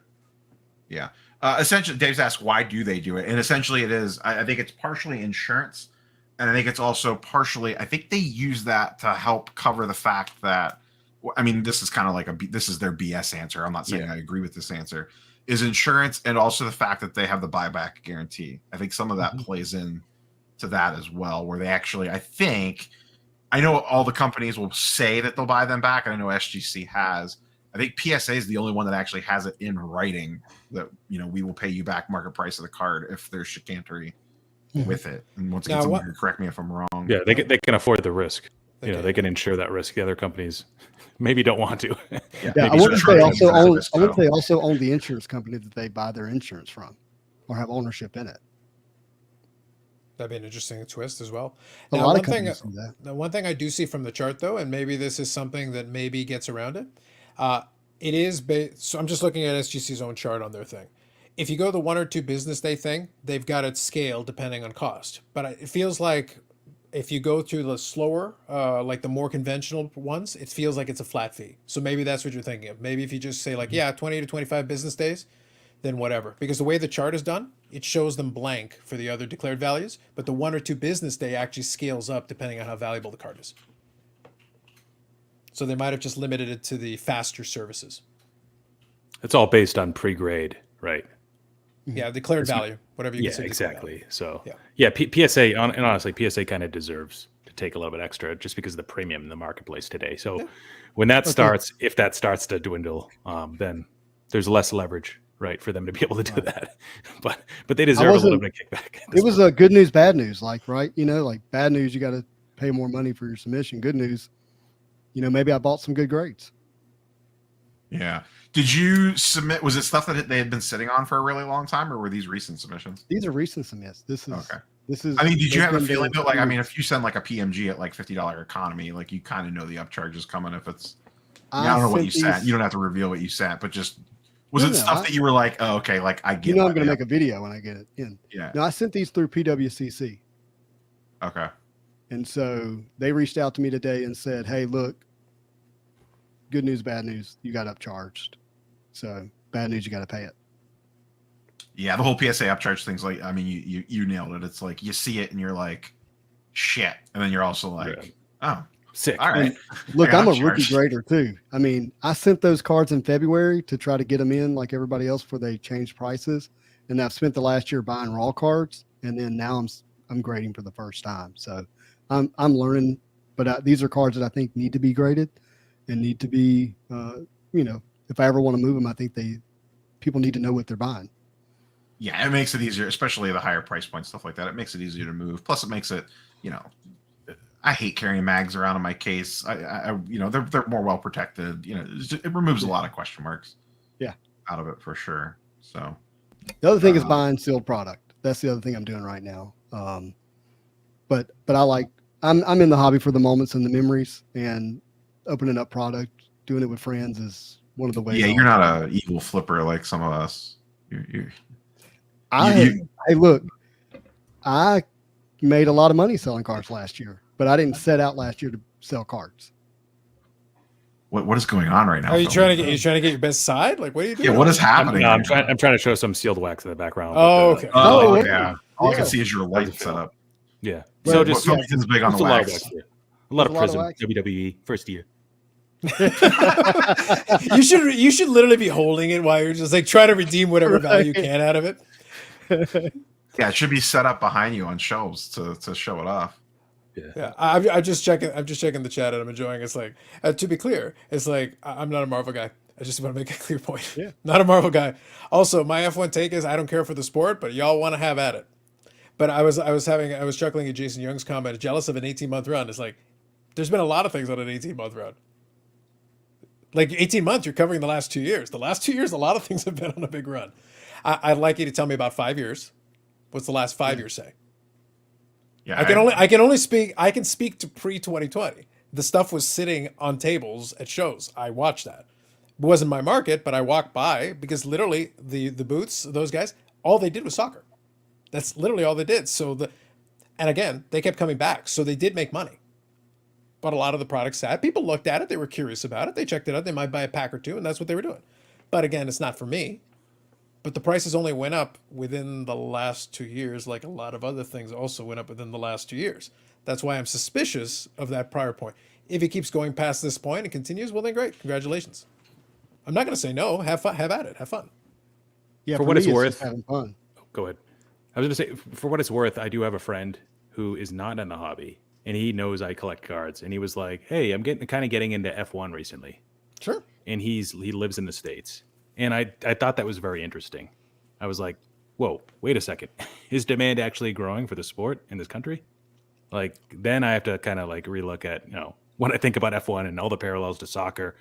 Maybe some of those are unfounded. And I'm not saying soccer's in a bad place. It's fine. It's good. It's doing well. It's not going to overtake basketball, but it's doing well. Well, I want to see, my thing has always been, I want to see the translation between fans of the sport, which you do the Drive to Survive, you do all these other things, people get intrigued, they want to check it out, they gave it a chance, maybe they enjoy it. I want to see what that translates to. Okay, that's why I say I use my buddy who's a huge soccer fan, likes those other leagues, but won't buy soccer cards. And I asked him, it's like, dude, we could have been rich if you'd been buying the goddamn Mbappe's when they were like nothing. Maybe there's a little bit of a lag. Like Brady so. cards were super cheap for such a long time. And it was like even me, I was like, I'm not going to buy football cards. It just seems weird, There's a reason why they call sports cards baseball cards, right? The connotation there. It's the umbrella that's sort of everything. Probably even counts Marvel and Pokemon to an extent. So maybe there's something there where the card interest or the belief that it's investable or collectible or just that you want it, I don't know, maybe it just takes a little bit longer to catch. I don't know. There might be something there, or maybe not. Yeah. To answer Sancho's question, I don't make over $1 million. This is not my full-time job. Are we counting yen? Can we do it in yen? Yeah, what was it, Luna or whatever? That's Yeah. In 0.3 Doge. cents. In Doge, I got him. At least $1 million Doge, easily. I may have $1 million in Marvel Legends action figures behind us. $20 a piece. I always find, here's the thing, jokes aside, I always find this kind of question interesting. It's like, I'm not in the business. I'm predominantly a collector. I waste more money on buying cards for myself that don't get sold. Does that count? I do buy some stuff that I'm able to sell profitably, yes, but it's a side hustle on a good day. Yeah, as much as I made last year, I bought just as much as I spent on stuff that I wanted to keep. You know, like the profits that I make, I fund the hobby with the hobby, to steal the low hanging fruit catchphrase. You know what I mean? And if the threshold though is $1 million in profit, we can deduct 99.9% of the people who are flipping. Most people don't make $1 million in profit. Even businesses, even people who set up stores, don't have $1 million in profit to show for it, and that's literally all they do. Yeah. It's remember that was profit. That wasn't sales. That was profit. He said there. There might be a few breakers that profit that much, or did last year. Yeah. Maybe 50 or so. It's very specific businesses that can generate that kind of revenue. But it's not revenue, it's profit. If it's profit, it's like, well, you got to pay all the expenses. If you're a traveling dealer, good luck with that. There's expenses for that too. Yeah. Dustin's YouTube channel actually maybe profited $1 million. Is that correct, Neil? Probably. If you combine him and Brad together, it was probably like 2.5. Yeah. Well, they started a cult, so they invested their money wisely. They got to be raking it in. Yeah. Yeah, and I don't feel like I can answer this question because I just got really fortunate last year. I bought some cards that I liked early, and then they went stupid. You know. Yeah, I mean, you have the Spider-Man 101s. Yeah, I did pretty well. And today's point, and a few other people in chat, it's not that we're avoiding questions. It's that I have three guests, including myself, and 135 people in here. So it gets a little. It's not like I'm on a solo stream. I get to pretty much every question. So it's not that I'm ignoring questions. It's nearly impossible to keep up. I can't even read them. Chat. They're coming in so fast. What's that? I can't even read them. They're coming in so fast. Yeah.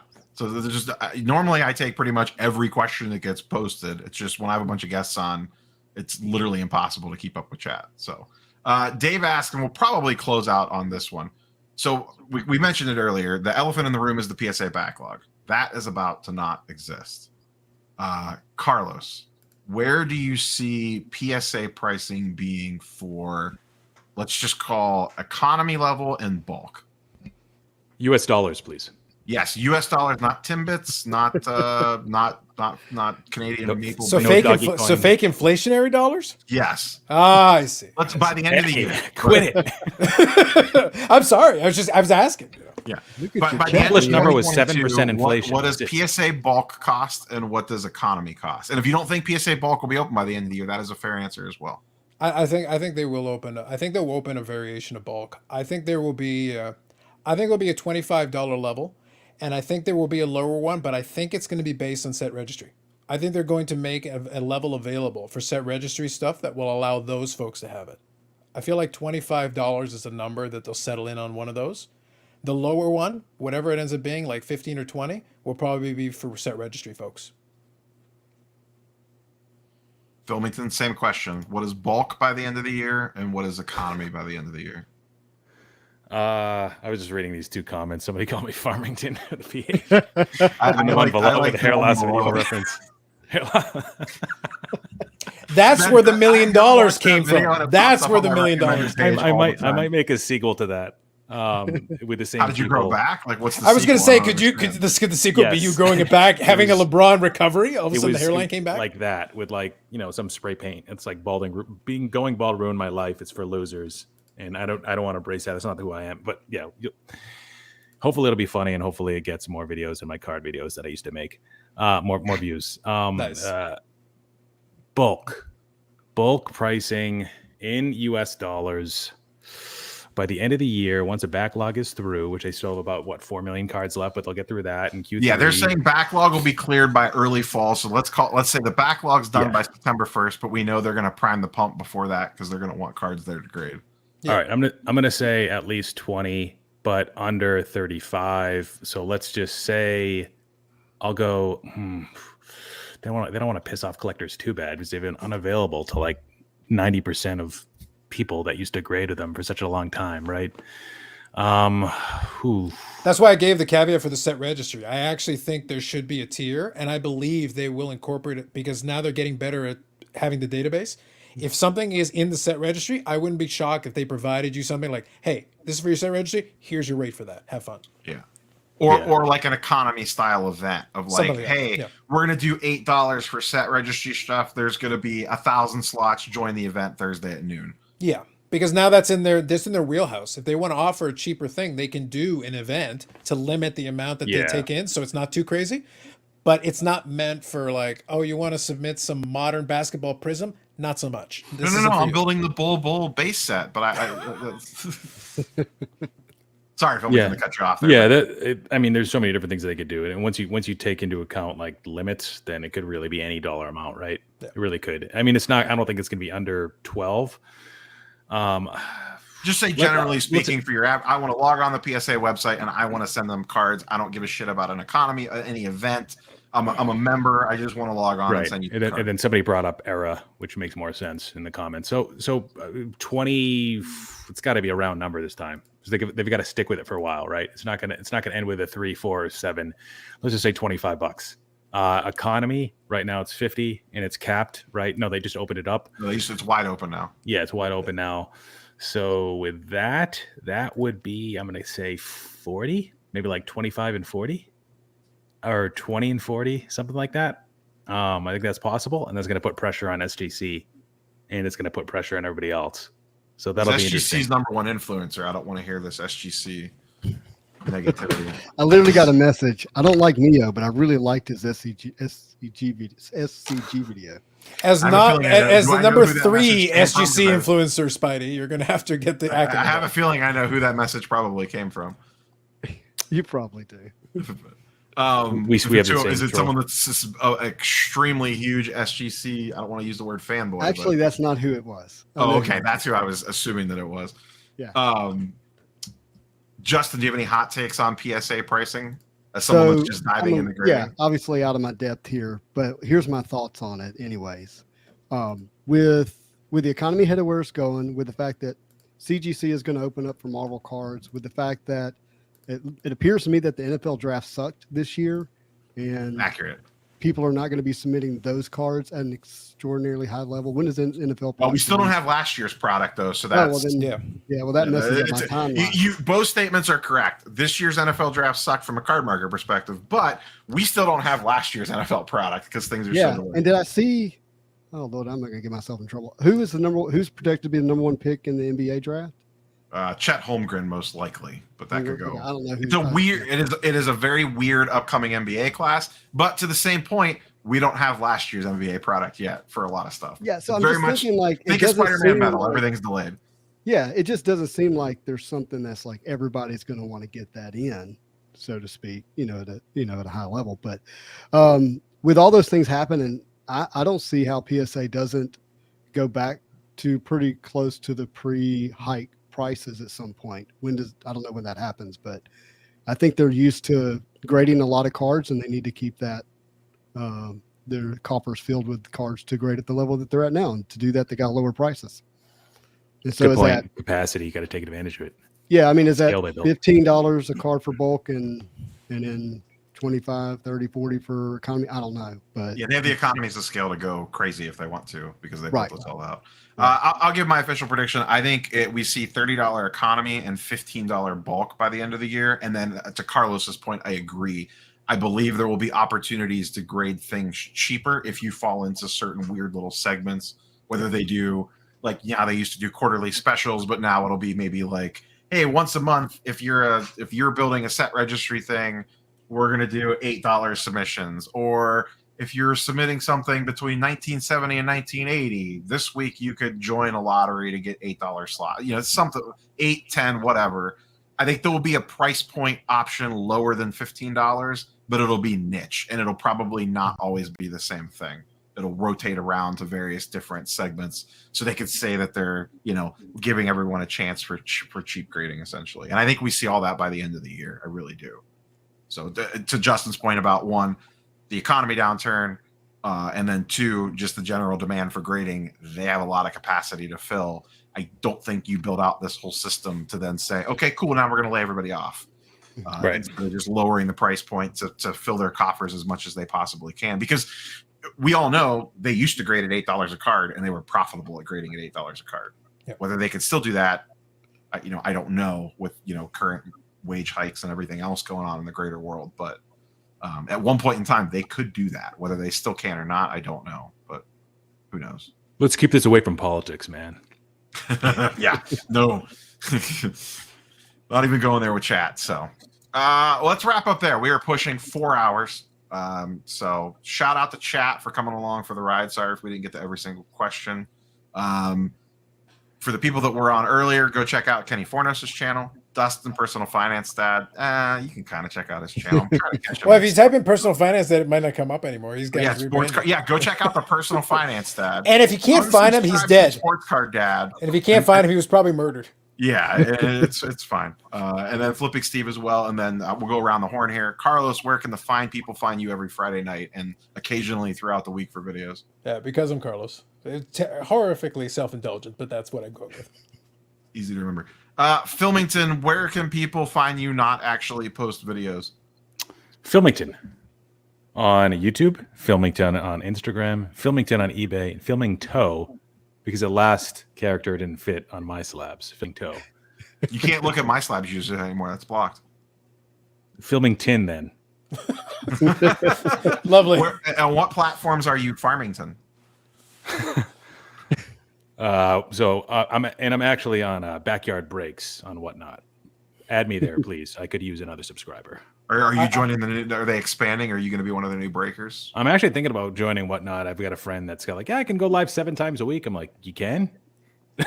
You're good at Are you gonna sorting? pre-buy? Are you gonna pre-buy the shirts like that, or are you gonna cut them yourself?